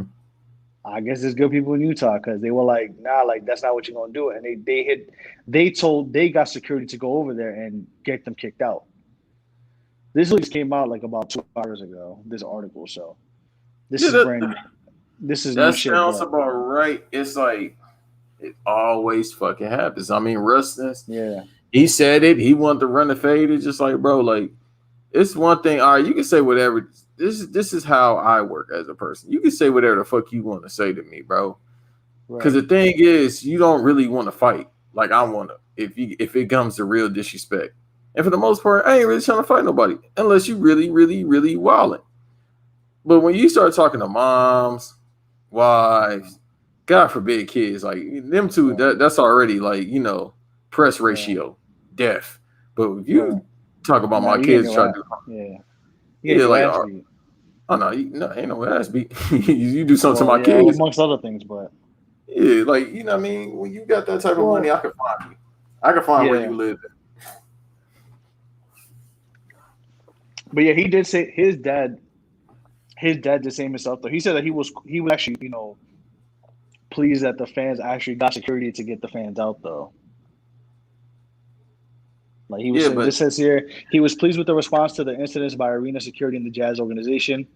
And he said he was able to clear his money back to talk to the great fans seated around them. He said we were bantering back and forth with a group of fans around us all game, and it was all good.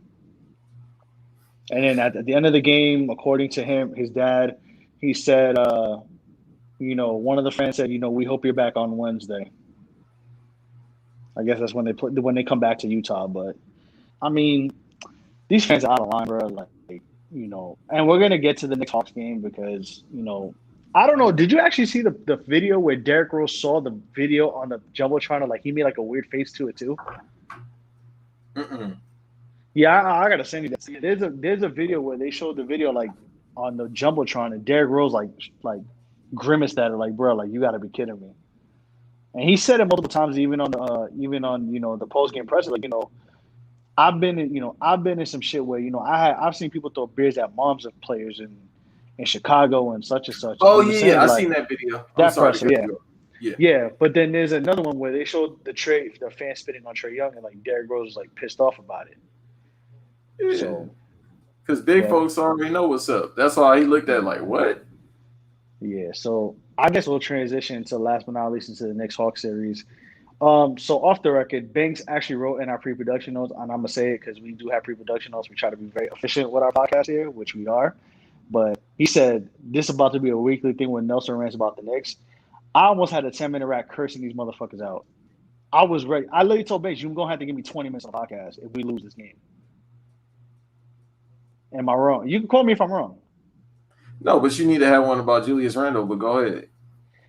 We all right. I'm not getting into that, but and we'll get into the awards in a bit too. But going into the Knicks Hawks game, um, I said this is probably going to be the most hotly contested series of the whole playoffs. Not because it's I'm a Knicks fan, but their records are similar.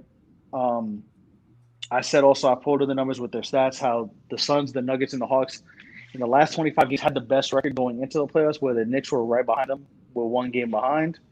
With the Hawks, the Suns and Nuggets being 18-7, and the Knicks were 17-7. So also with these two teams, like I said, especially once Nate McMillan took over, um, the Hawks we know are talented offensively. We know that. We know how talented these guys are, but they got better defensively. Whereas it was the other way around with the Knicks, where we know the Knicks can play defense. We know what Thibodeau brings with his identity, but the Knicks got better offensively as the season progressed, and we're actually be one of the top 5 3-point shooting teams in the league because of how much better they got as the season rolled along. So in this second game, I was getting pissed off because I'm like, bro, you gotta fucking stop letting Trey Young shoot, bro. And then Bogdanovich was the second hottest shooter in the second half of the year, right behind Stephen Curry when Stephen Curry was going nuclear. So there was that. And Bogdanovich is starting to shoot. The Hawks are rolling, and the Knicks just cannot find anything. Julius Randle looked dejected. I told you, Julius Randle's acting like Hulk in Infinity War. RJ Barrett couldn't hit anything. And again, the second unit had to carry them, especially one Derrick Rose, which he had a monster game. But the thing is with the Knicks, they finally figured it the fuck out. And I kept saying this, and I don't think we talked about this off air, but I'll say it on air. You have to make Trey Young give up the ball. You cannot have the ball in his hands all the time and have him giving up floaters like that. And they played him perfectly in the second half, especially in the third quarter, where I don't know if you were watching. I think you were watching the game because we were talking, but they forced him left and they blitzed him on the pick and roll. So anytime the pick and roll happened, that Spain pick and roll that they've been running all first game, they threw somebody at him to force him left. And then he had to give up the ball. And then you make Clint Capella try to beat you. You make Bogdanovich try to beat you. You make John Collins, who got 2 fouls early on. And literally, with John Collins, if you get him out of the game, if you give him an early foul, he's basically out of the game. That's just how his mindset is. But, you get him out of the game. You have to make everybody else beat you. So while Trey Young did get 30 points, he had to work for it especially in the second half, because the Knicks played them perfectly. You have to blitz them on pick and rolls. You have to on offense when you're on offense, you have to make Trey Young work on defense. He's not the best defender, but you have to make him work. You have to make these guys play as much of an effort these guys like to give on offense. You have to make them work on defense to tire them out, and that's what happened in the second half of this game. Especially with that run, the Knicks run where they caught the lead and basically never looked back after D-Rose hit that floater. But overall, shout out to Obi Toppin too. I'm really happy for him. In a weird way, Julius Randle's played like shit, but it's worked out for Obi Toppin because he gets to show how good he can be, and he has been very good. So, yeah, that's all I gotta say. All right. So Atlanta fans are good when they're not in the arena. They show a lot of support when they're outside of the arena. Them going back, being the Knicks going back to Atlanta doesn't worry me. I know Trey basically said you got to come to the A. I don't know Man, how. bro. I've seen Hawks games. The fans, it'd be too laid back. It's like being in the Laker game, man. It's too laid back. It's Bro. much like a show. Motherfucker Banks. They be Quavo more and them. Knicks fans. They be more Knicks fans. Sorry to cut you off, but they'll be more Knicks fans in Atlanta games than Atlanta fans. Yeah, that's because most of y'all be in Atlanta now, so Right. that's why. But it's too laid back, man. Motherfucker Quavo will be on sideline with Ice and shit, 2 Chainz and all them. Everybody look too pretty, bro. I don't want to be at a game and everybody look too pretty. That's why the Laker games I've been to, I'm like, man, that shit boring. Y'all trying to be cool all the time, man. So I think I said what, Knicks and 7.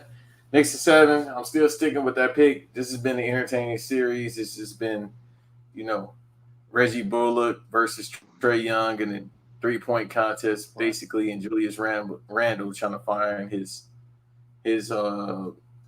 footstand, so to speak, because he's working interior or he's shooting turnaround jumpers most of the time, which is his offense. But in the half court, you're not going to be able to do that, even though not Cam Reddish, but I forgot dude's name.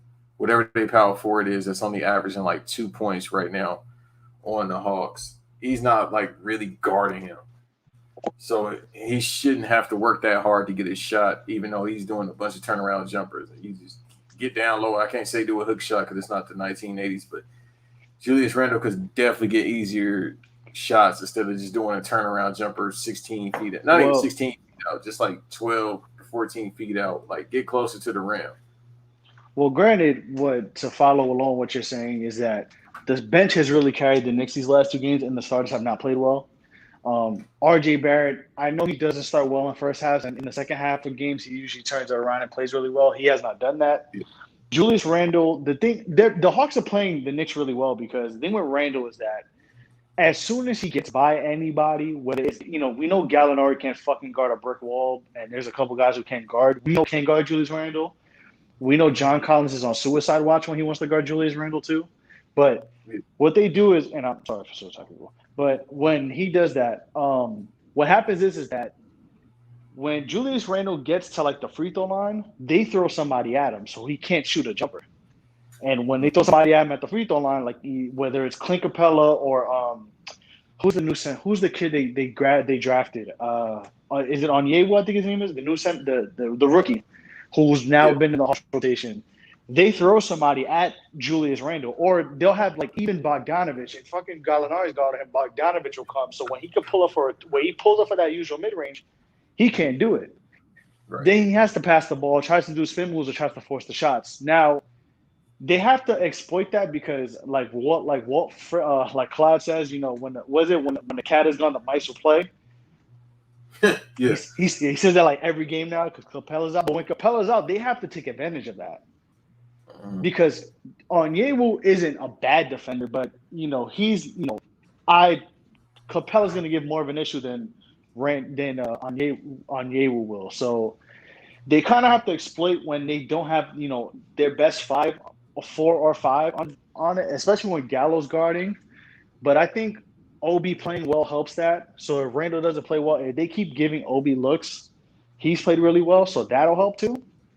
So they kind of really have to take it game by game and kind of just exploit that. I know they're going to throw that second man when Julius Randle's trying to go for a mid-range, but he has to get, just engage like he did in the second half. Get rebounds, make plays, run. He has to impact the game in other ways instead of, giving double-doubles. So I think they'll be fine. I still have the Knicks in 7, but it's not gonna be an easy series, bro. This is like I said, this is gonna be the best series of the first round, I think. So it's definitely been the most entertaining. I'll say that. Not saying that the Laker and Phoenix series hasn't been good or any other series, but for the most part, this is definitely entertaining just because when the Knicks are in the playoffs, it's always the talk. And then they're going against the Hawks, which is, that's poetry in motion, so to speak, just because you got, Donnie said it best, you got Tribe Called Quest versus Outkast right here. Yeah, exactly. Or you forgot about the most entertaining series of this first round, the Bucks and Heat. No, I'm playing.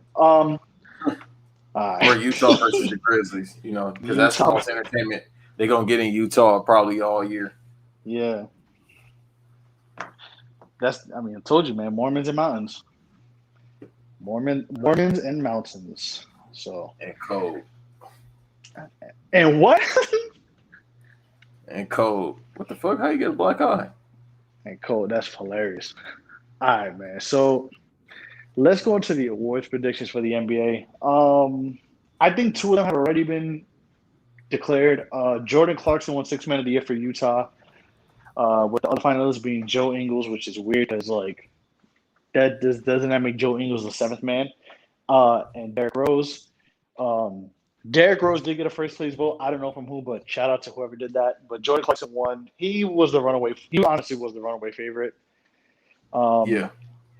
I mean, he was playing really well. I know I didn't make the fantasy playoffs of my fantasy team, but he held me down for a while. So he played really well all around, and he is, obviously with Donovan Mitchell playing well, he was, Donovan Mitchell's really the key to that team. But Jordan Clarkson also played a very important part. So it was his to lose since literally like the second month of the year. So that wasn't really a thing.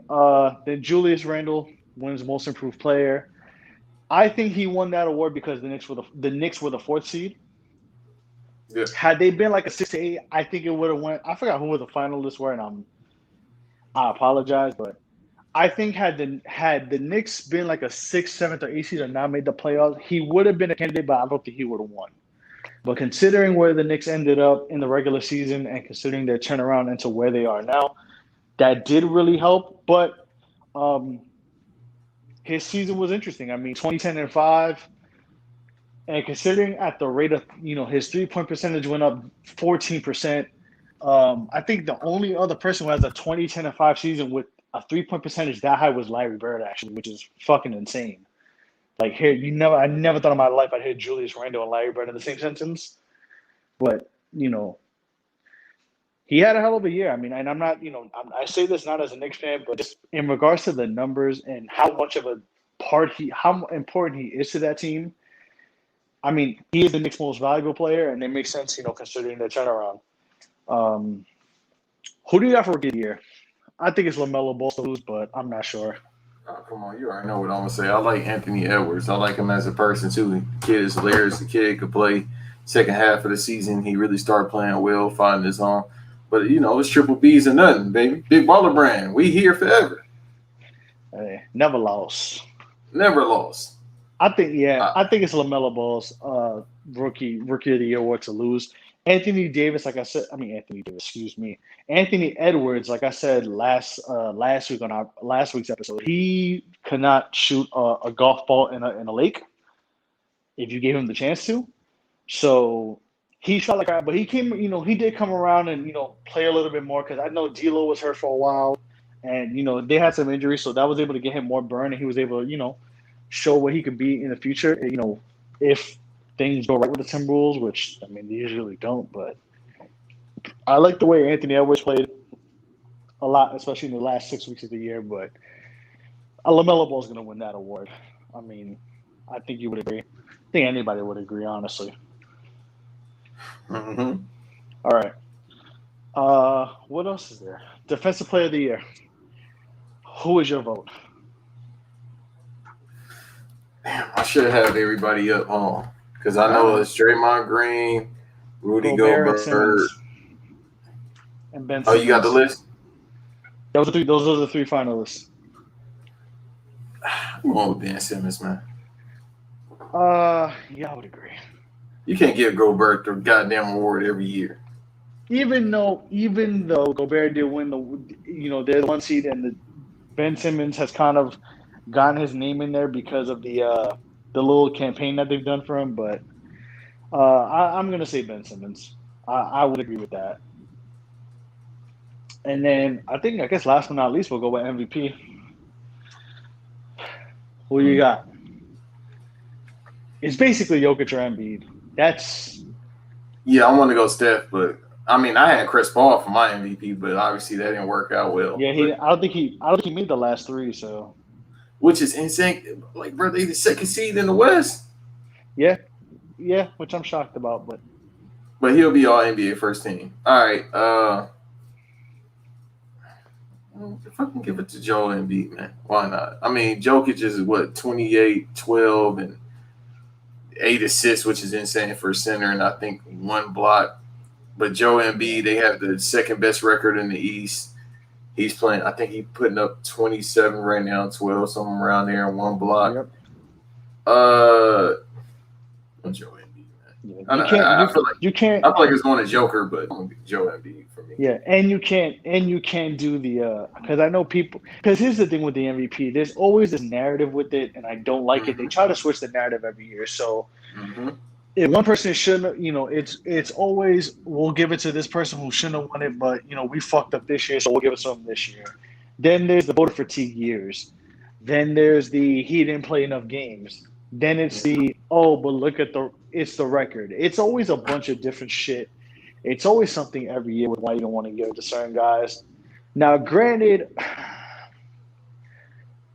me regardless, like I kind of feel like if Jokic or Embiid win, I kind of don't have a preference because I think they both deserve it. Like if either one wins, I'm not gonna get mad. I'm not gonna lose sleep over it. But I thought Embiid will win it, but I promise you, they're gonna use that he didn't play enough games against them, and they're gonna give it to Nikola Jokic. Right. I think they're gonna do that. That's what people in this league love to do. That's what these these fucking NBA media guys love to do. It's always one. If it's not one narrative, it's another narrative. So I think it's gonna go to Jokic. But if you cannot, honestly, it's really to me, it's a coin flip. Either one of them are very deserving. So yeah, but like you said, it's always a narrative. It's like it's based on record. It's an individual accolade. So that's where I get confused about it as well. Because if that's the case, then it should go to Steph Curry, who's putting up MVP numbers at the highest caliber again. It should go to him instead. But if you're going based on record, you give it to Joe Embiid. The 76ers are first in the East. I'm sorry, second in the East. And then for the most part, he's first. Okay, so then there you go. Brooklyn is second. Brooklyn was second and Milwaukee's third. So okay, yeah, that's what I was like. Wait, aren't they first, the 76ers? And they've been first since the beginning of the season, if I'm not mistaken. And he's been playing consistently the same. Because at first they said they was gonna have him on the Offensive Player of the Year discussion as well, but obviously they went with 3 other players, and one of them is his teammate. So that lets you know something. If your teammate is nominated for Defensive Player of the Year, I think Mike Budenholzer, Monty Williams, and is Doc Rivers? What did you say? Doc Rivers what? Potential for Coach of the Year? No, for Coach of the Year, the 3 finalists is Monty Williams. I feel like it's Mike Budenholzer and somebody else. And Doc Rivers. I don't think Thibodeau is in the final 3 either. Oh yeah, he is. I'm tripping. He got to be. Yeah, actually, let me check. Yeah, because the discussion I was having with myself, I was like, damn, that one is tough as well. Because I feel like it should go to Monty Williams because they second in the West. But then you see what Tim's did for the Knicks. I got the finals here. It's Quinn Snyder, Tom Thibodeau, Monty Williams. Yeah, so those last 2 names, that's what I'm saying.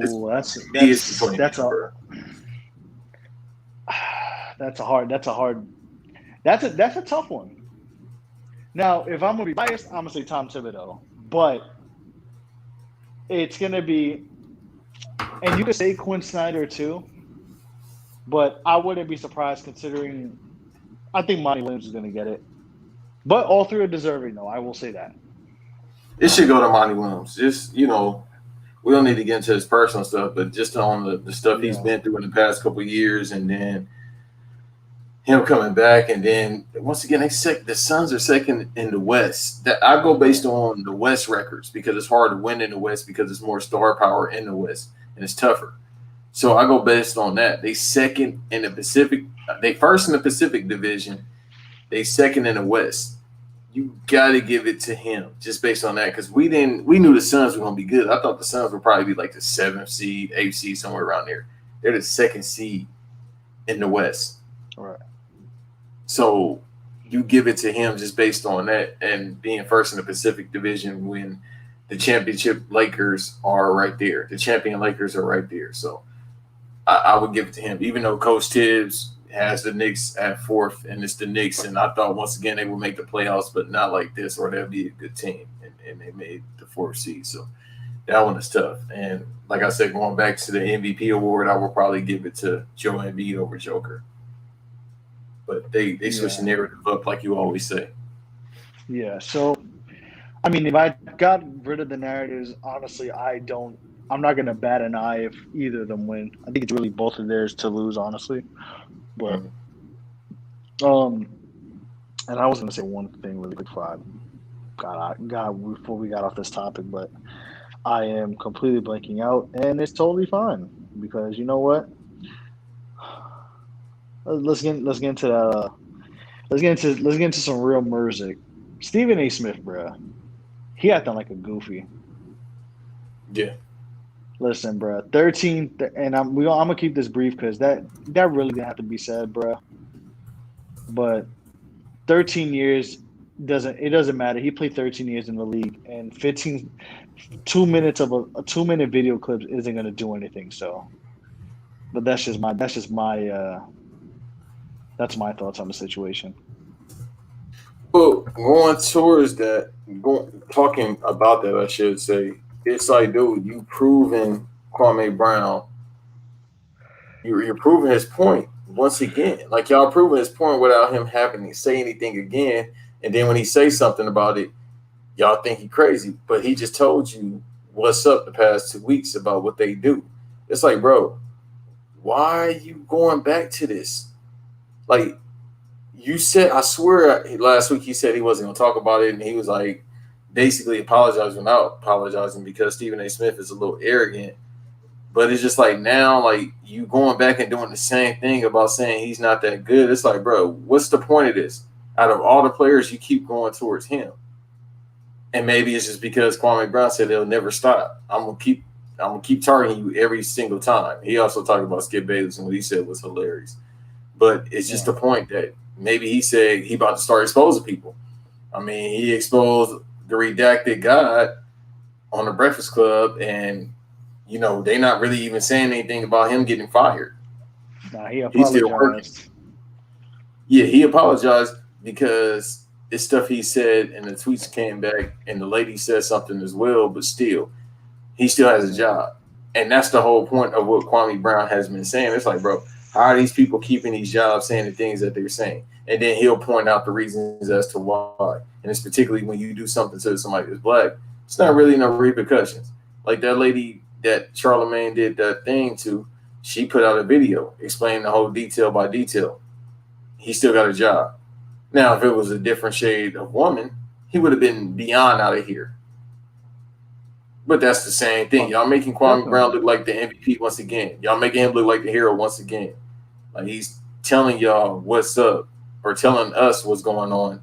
And then people kind of blow past and he's like, here it is right now. So it just, the funny thing is, it's like everybody showing their ass, man. It's just the point with me and Stephen A. Smith, and I've been saying this for the past couple of years about him just looking funny in light. He's been looking funny in light, not just off the Kwame Brown shit. Like when the protests were going on, he was saying something basically along the lines of just go back to work. You know what I mean? It's just with him, he's just a puppet to whoever. You know what I mean? I don't really need to get into that, but dude is doing all this, working overtime, triple overtime at one point, just to look like a goofy, bro. And that's all it is. I don't really have anything else to say about him. It's just like, yeah, y'all just proving Kwame Brown right again. I mean, Kwame Brown was right. That's crazy, bro. Rich Kwame Brown really rich homie Kwame, bro. He will never stop going in. He ain't stopping, bro. Because he's telling you, man, nobody listening.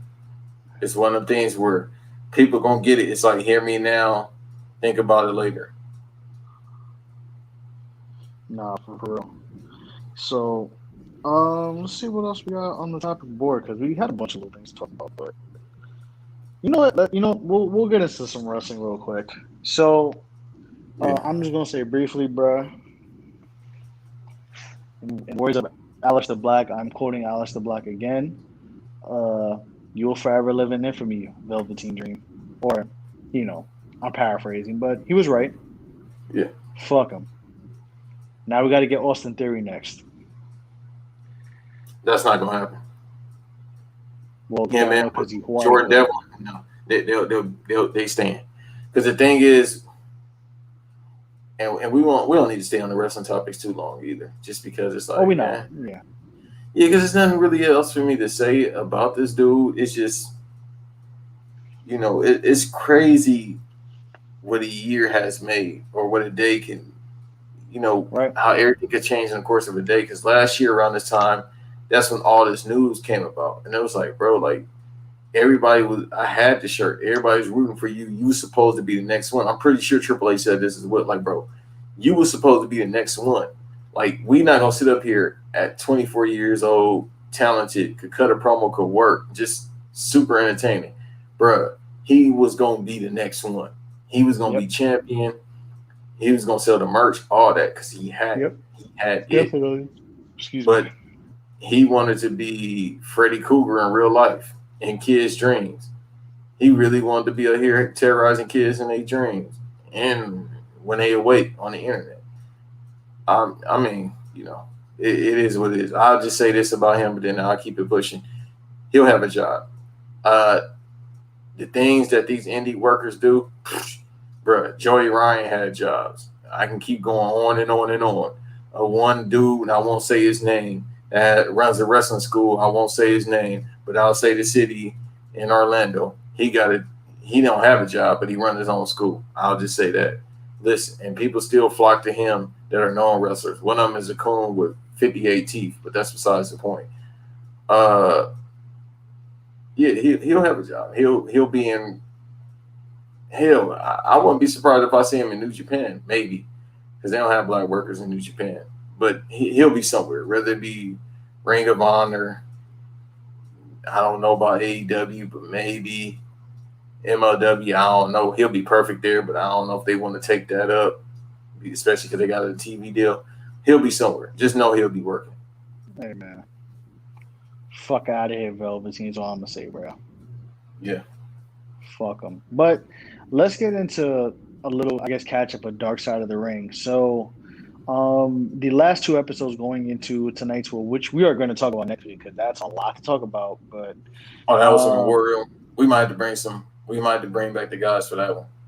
Oh, we might have to, bro, because that's going to be the Slanderghini is going to be up and running for that one. But the last two episodes were, before last week, the one before that aired on May 13th. That was the Nick Gage episode. What did you think about that one, honestly? Because I had heard about Nick Gage, but I never listened to him. I said he was a rap artist. I never really watched them. And in regards to the deathmatch stuff, I'm going to keep it a buck with you. I don't really watch that shit.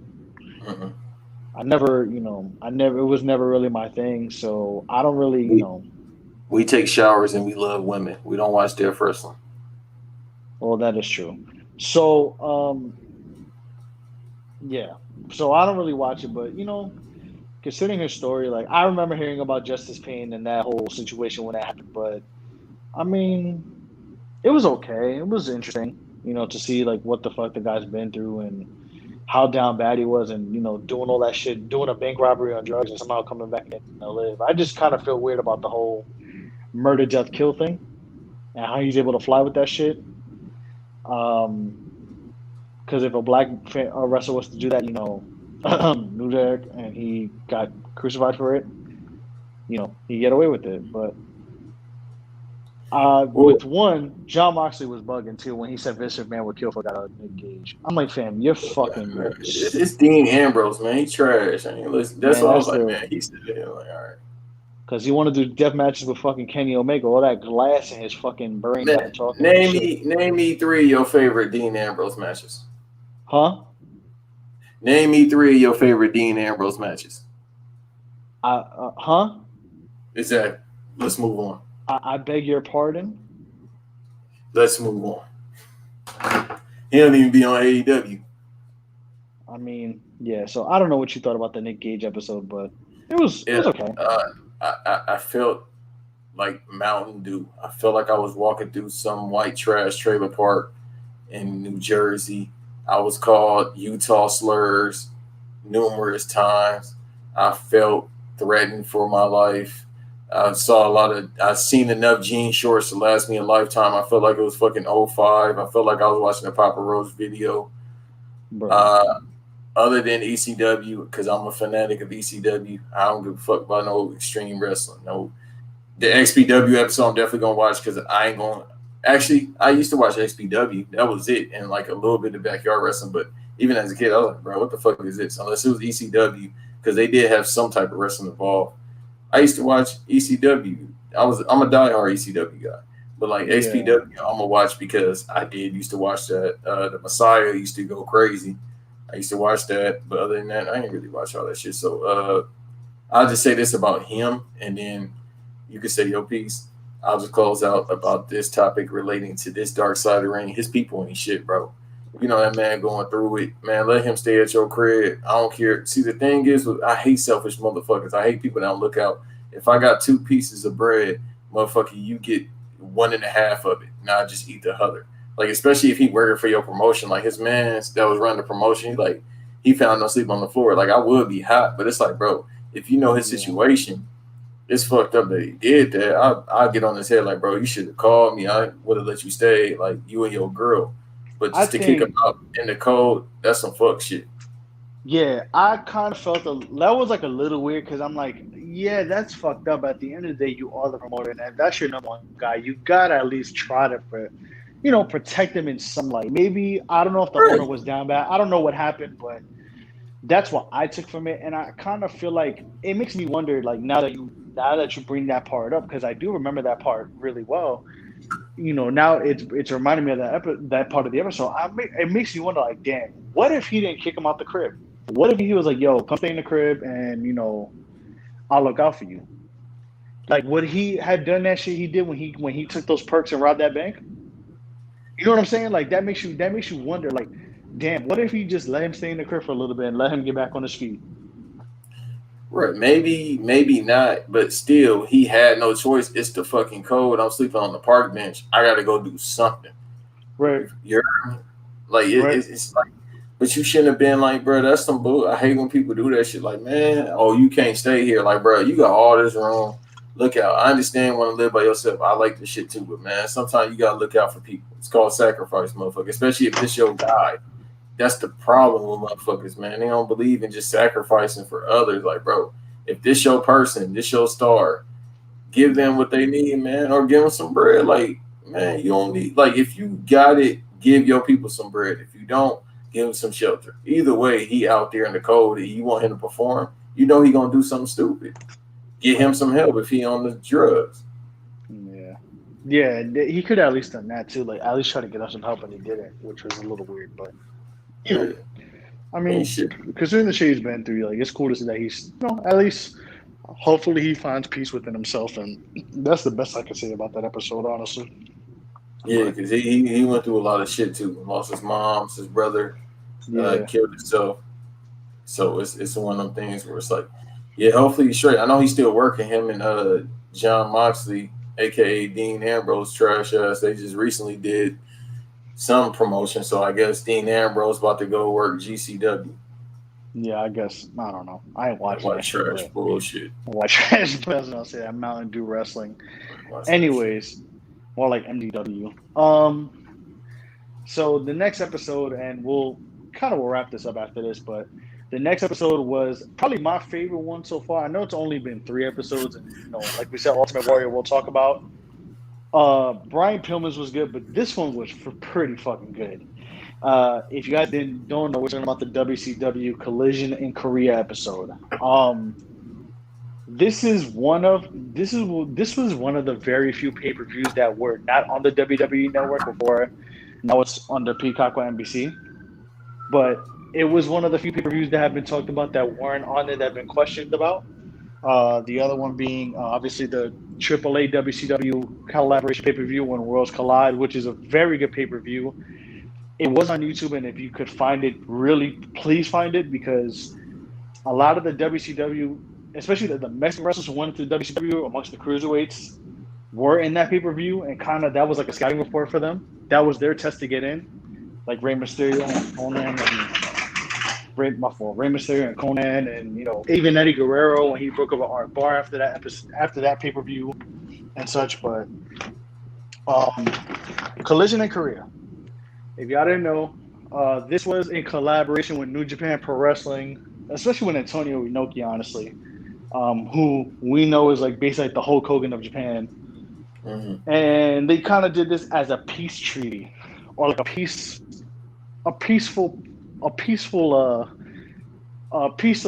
show in Pyongyang, North Korea.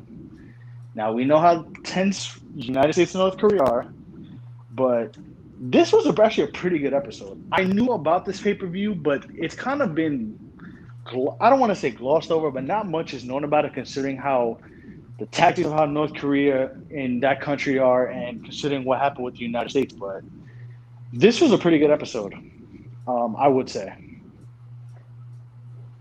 Yeah. I don't have too much to say about it, just because it was like they was going through. I've heard the stories before. I'll just say this because this is the most entertaining part about it. I'm gonna first say, Scott Norton, shut the fuck up. I don't give a fuck if Hawk or whatever Road Warrior racist motherfucker it was. That because Two Cold Scorpio is another OG that don't lie. All right, he another one of them that don't lie. Scott Norton, stop that cap, stop that cracker shit. Talking about whoever, because he had hepatitis. And he was on some. He was on the drugs, yeah. That bullshit. He was gonna beat Two Cold Scorpio. Ain't no fucking way. That motherfucker could have been healthy off the steroids like he once was, or probably a couple times was. You ain't knocking out Two Cold Scorpio. Stop that cap. That's that white boy shit. Y'all can't fight, bro. So stop all that shit. Scott Norton, I will say though, aside from that bullshit, I actually like Scott Norton a lot in this episode. I actually really liked what he was saying, like especially with the his Muhammad Ali stories were pretty cool. The story about Ric Flair kissing the floor when they got back from, spoiler alert, by the way, if you haven't watched the episode. The Ric Flair kissing the... Go ahead, bro. Scott Norton, the reason why it's just, I don't like him because he just reminds me of them chicken shit redneck motherfuckers that just be tough. Just fat, swole, tough motherfuckers that be walking around. He is one of those types of guys. He wear Oakley shades. Yeah, he has that vibe to him, but... I will say though, like I did, like I said, aside from the Hawk bullshit that he said Hawk would be like, whatever, motherfucker, but he was bullshitting. But like the insight about like Ric Flair and the Muhammad Ali stuff, and just about his, because in Japan, he actually was pretty popular. Like you're a wrestling guy, so he actually was a pretty popular wrestler in Japan, which I didn't know until I was older. I kind of just knew him from NWO because that's the only thing I remember him from as a kid. But in Japan, he had a pretty solid following, actually, which is crazy to, because he was wrestling with Masahiro Chono, who, did a little bit of American work when, New Japan Pro Wrestling and WCW kind of had work, were in ties and, sending talent back and forth. So there was that. But, I mean, it was cool to see Sonny Ono. I ain't seen Sonny Ono in 25 fucking years. He fucking looks the same, which is crazy, bro. Bruh, that's crazy. That motherfucker looked exactly the same, bro. He just got white hair. He looked exactly, bro. I think he ate, bro. That motherfucker aged like Pharrell, bro. That motherfucker aged backwards. I said, that's Sonny Ono? It's kind of that thing, yeah. It's like, bro, like when they show footage of Great Muta, I'm like, bro, because Great Muta had a match with Sting. I'm like, bro, I ain't seen Great Muta, no footage of him. I ain't seen Great Muta face in years. Bro. Yeah, and because remember he was the OG with the Miz before Tajiri. Right. Yeah, he had them. He used to wear the face paint and shit, but it was crazy because I kind of forgot about the whole how they kind of were, yes, you had the Great Muta and Sting rivalry, but in the midst of that, like they kind of were at odds with each other. Like, especially, well, not really with Great Muta himself, but with New Japan Pro Wrestling and WCW. I didn't know that there was like a little bit of tension between them at that time. Well, that's why it's hard for the American promotions to this day to cross work with them, because it's like the same thing with AEW. AEW talked about wanting to work with New Japan, and they squashed that. Yeah, because they fuck AEW. You don't want to work with them, so they can give Kenny Omega. They got every title. They got 20 titles in New Japan. You want to give him another fucking title? Yeah. But that's besides the point. It's just because they always want to put these white American workers over. It's different if you got like nobody like Will Ospreay, but if you got a Will Ospreay over there, a Jay White or something like that, that works for the most part. And because they like European white, they OG white, so it kind of works out because they have a little, even though they cave dwellers, they got a little bit of manners.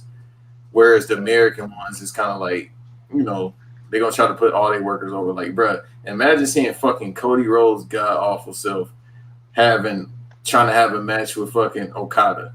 You mean Cody Belafonte? Yeah, put itself over. Yeah. Maybe Cuban Rhodes. Yeah. I don't want to see that shit. So that's the reason why. And, Eric Bischoff, he could say it was for peace. Eric Bischoff I don't have any heat with Eric Bischoff. He a worker as far as like with the mic skills. Like he definitely gonna try to get it over, and that was just to get a bag real quick. Yeah, I mean he knew what he knew what he was doing, and it's just crazy. Like I did not know, like I knew the tensions like of recent years, but I didn't know that tension was going back to WCW, because if you really think about it, like people talk about the Great Muta and Sting rivalry like a lot. Like Great Muta and Sting rivalry is talked about with his rivalries with Ric Flair, Lex Luger, and even when he and Lex were tag team partners. But it was just wild. Like there's a lot of things that there were a lot of things preceding that event that were tense already. But for that event to be as tense as it was, like with Scott Noy making the calls, the same shit about Korea, and almost getting his ass beat for hitting a billiards ball, hitting the cue ball off the table. Fucking Two-Core Scorpio's about to kill Hawk. Yo, listen, bro. Do you know how real? You know how crazy? You know how fucked up you gotta be that a man was about to kill you, not only in another country, but in another continent, in another country. But see, they start wilding. He did told this man, bro, I'll kill you in Japan, bro. He said, dog, we'll go to Japan. Like, if you want, we'll finish this in Japan, dog. Yeah, because, man, the OG ain't about that bullshit. He said, bro, wherever you want to get it. He said he got socked by Hawk.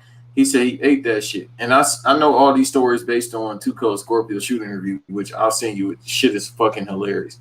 His shoot interview he had. Listen, that shit is Two-Cold Scorpio. Listen, bro. Two-Cold, I know we're talking about Two-Cold Scorpio, like his talking. But, bro, Two-Cold Scorpio is a legend, bro. And he was ahead of his time. And it's crazy because I think, isn't he still wrestling? Or he's like semi-retired or something like that? No, he's 56 years old, if I'm not mistaken. He's still doing that front flip. Which is crazy, bro. But listen, man, Two-Cold Scorpio is kind of is an innovator too. So I just want to say, man, shout out to Two-Cold Scorpio. Absolutely, bro. He doing all this shit. Like the thing is, people don't realize if I'm not mistaken, he 6'5", like 250, 260, doing all that. That's a big motherfucker, bro. Yeah, man. He's like 6'5", 2 something. Yeah, that's a fact. He Texas, bro. They Keith Lee. They big in the motherfucker, but athletic. Meg Thee Stallion, who's the next women's champion. Yeah, but definitely like Two-Cold Scorpio, just like shout out to him, man. Bro. He would have beat Hawk's ass. He did. I mean, to death. And literally, remember he said he was chafing up the chopsticks. He said he was about to go ahead and poke him, but he was like, son, but redacted. Wolverine said, yeah, bro, the irony of that whole story is redacted Wolverine or Rabbit Redacted saying, yo, don't do nothing, man. Just be cool with him. The fucking irony of that episode. I was like, wait, who said that?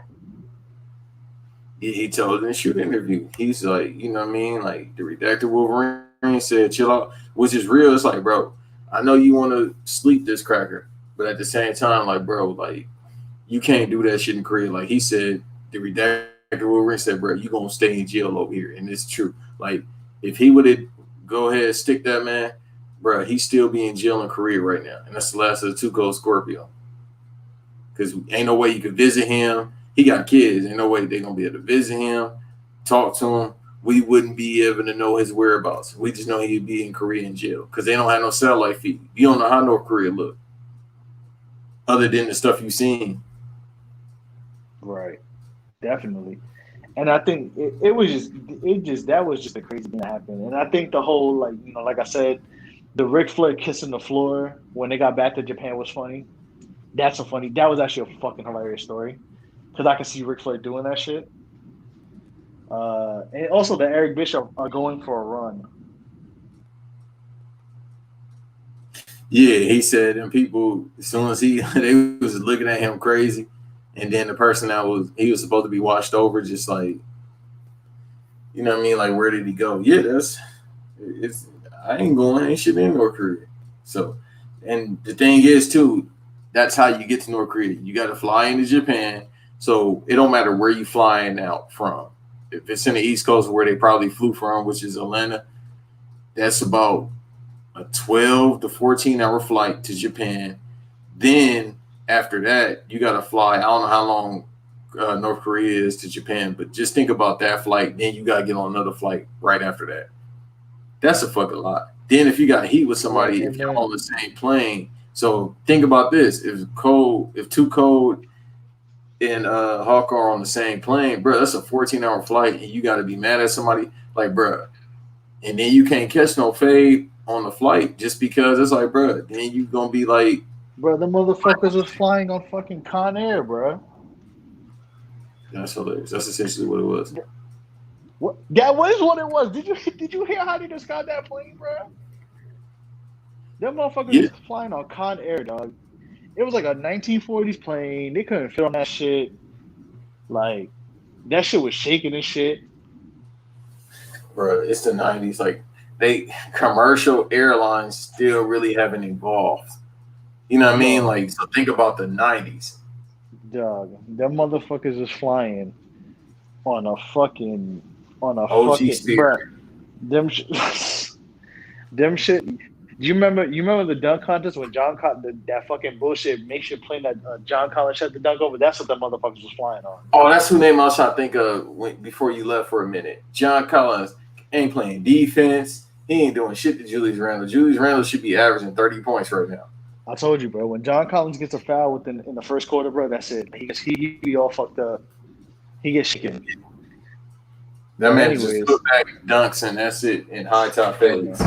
Hey man, he turned down $90 million. That wasn't smart. Anyways, but like going back to this episode. Yeah, they flew in that plane. John Collins tried to jump over in that dunk contest.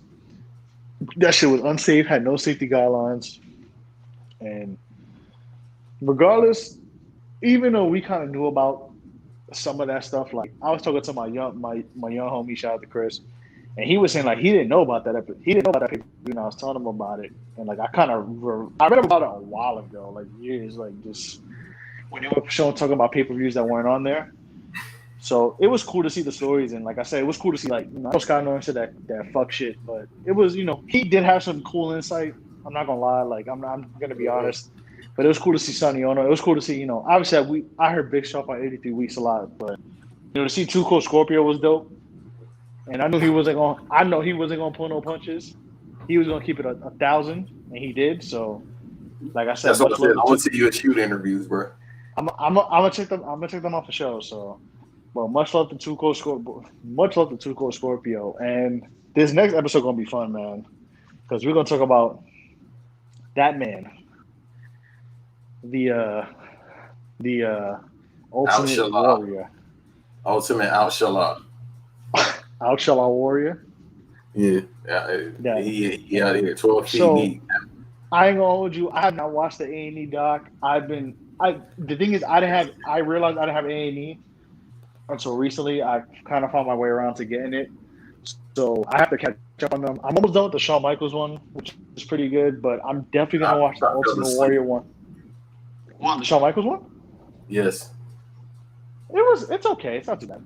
It's But the same. So the thing is with these A&E dice, that's why the only ones I've seen is the Booker T one, the Shawn Michaels, the Ultimate Warrior one. I feel like I've seen another one. It's there was a very support Disney. one, but I ain't we know watched it. about but we know about them. So Yeah, no, it's very Disney esque. Like well, they yeah, put them all in the face. it's the PG version. No, I fell asleep during Shawn Michaels one, like I do most of his matches. Wow, you don't fuck with Shawn Michaels? No, not at all. Why? His matches are boring to me. But why? His matches aren't entertaining. Is it because of who he was wrestling, or you think it's because of Shawn Michaels? It's him. I like Shawn Michaels, bro. His best match is with Bret Hart, and that's probably because it's Bret Hart. Well, the Undertaker match was great too. I ain't gonna hold you, and No, I'm not a big fan of When Undertaker, Shawn Michaels but came back to God, he was cool. he I was like the alright Triple H. The at Triple H that match point. was good. The unsanctioned at SummerSlam, that was a Yeah. good one. But it's one of them. It's once again, it's the Triple H thing that I have. Yeah, we're gonna talk about that too one day. Oh, About Triple H. The reason why I'm not a big fan, I like him as a booker. I think he's one of the greatest bookers ever. He's definitely the uh, greatest talent scout ever. I felt the same way for Especially a for these while. women he be picking. Shouts out to him for that. But he idiot for passing up Jay Cargill, but that's another conversation for another day. But other than that, Did he really pass on Jay Cargill? Or did he know? I don't know. I think he directly passed up. Don't call it. No, no, don't say it too early. No. And But you never somebody know. who okay, let me phrase all. Whoever did it, use a dummy. Boy, I don't give a goddamn hell. Alexa Bliss can't wrestle for a worth of motherfucker. Her or even Marie. I don't give a goddamn if that woman couldn't do a drop toe hold, she couldn't lock up. I would have signed her that day. Shit, she listen. You ain't even gotta get in the ring, girl. Don't even show nothing. Just be here tomorrow at 9 o'clock. Hey That's man, it. Shit, they just gonna be mad at me. I don't give a damn. nah. Hey dog, I'm just saying, bro. This Ultimate Warrior one, I'm gonna watch the A&E one because I kind of heard it talked about some things, but it glossed over. And I figured the A&E documentaries were gonna be like the PG-13 versions, and the Dark Side of the Ring. I'm like, oh well, this is the real shit that happened. Mm-hmm. So I'm going to watch both I mean, oh no, the Knicks play tomorrow, so I don't know if I'm watch that That's one. what I'm But saying. definitely by the end of this weekend, I'm gonna watch both. I'll probably watch the Dark Side episode tomorrow while I'm at work, and then I'll probably watch the whole doc after, and compare and contrast. But we do know that his late wife before he passed away, she said that she wasn't involved with the Dark Side one because it was full of what she say, smut and filth or some shit. She Because said some bullshit. he was out But here with the women, but and he was out here with the boys. If we want to keep yeah, it a book. he was in the Ultimate Warriors in the Range Rover. Oh man, people been alluding to that for years. Jim Cornette Oh, just said it too, but people been what alluding to that for what was years. that? What's that? What's that TikTok? He was homeboy's abusive, domestic violence. Yeah, no, he was out here abusing pussy at Oh, a point. Banks. You need to relax. You need to relax. What's up with you, dog? Yeah. You wild Yeah, for no, that. yeah, my But fault about that. But yeah, I don't know if I should edit that out or not, but I probably just let it flow. I mean, I guess. But anyways, he was busting up, but never mind.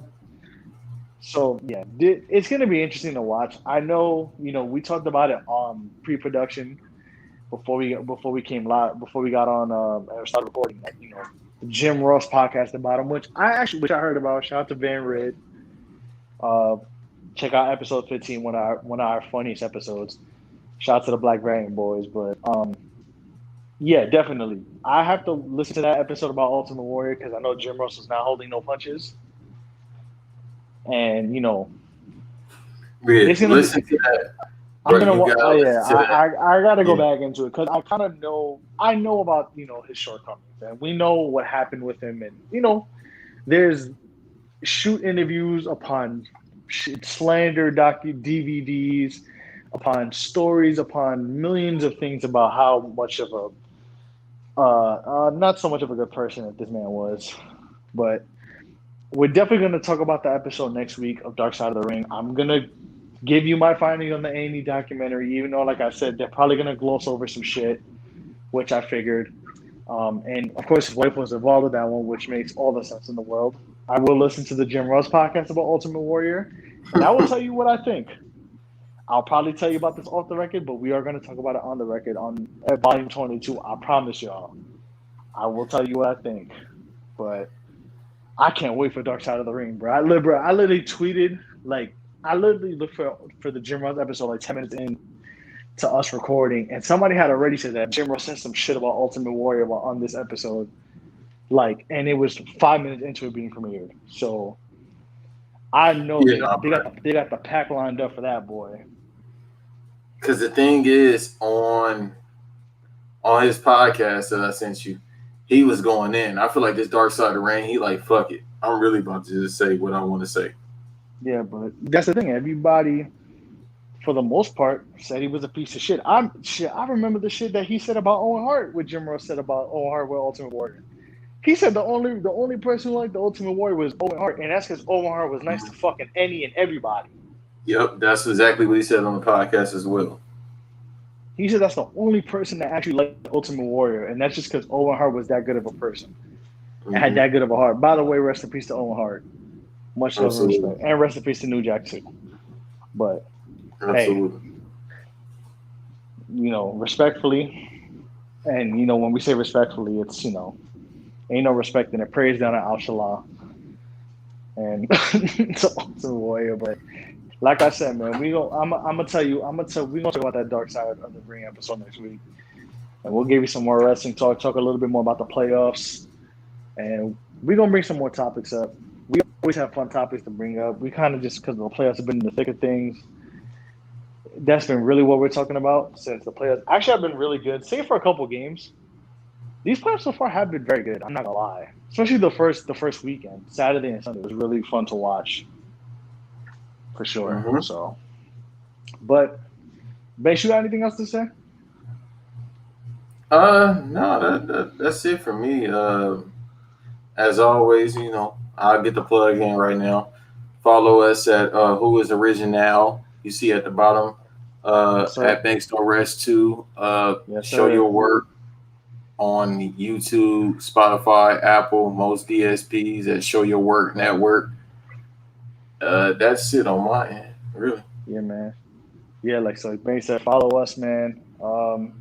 Next episode, we'll like I said, we'll dive into the playoffs a little more, see what's going on.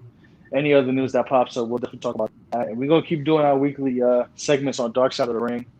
And if we see anything with the A&E docs, because it's gonna be interesting to compare, contrast certain people's A&E docs to certain people's Dark Side episodes. But I ain't gonna lie, bro. We might be talking about Ultimate Warrior for an hour for the wrong reasons. Especially if we have guests, bro. Because you know us, bro. And we keep talking. We could talk about it for an hour, but if we get people along, like we gonna put the gasoline to the fire. Oh yeah, no, absolutely. But hey, man, thank y'all for tuning in. Like I said, like Bing said, Show Your Work Network on all DSPs. We are on Apple. We are on Spotify. We're finally on Apple. It took us forever, but we there. Mm-hmm. We're gonna be on YouTube. Apple and Spotify come out first. YouTube episode comes out a couple of days later. And listen, man, thank y'all for the support. We are episode 21. I didn't think we were gonna do 21 episodes. I didn't think I was gonna do one episode of a fucking podcast. We had 21. But we here.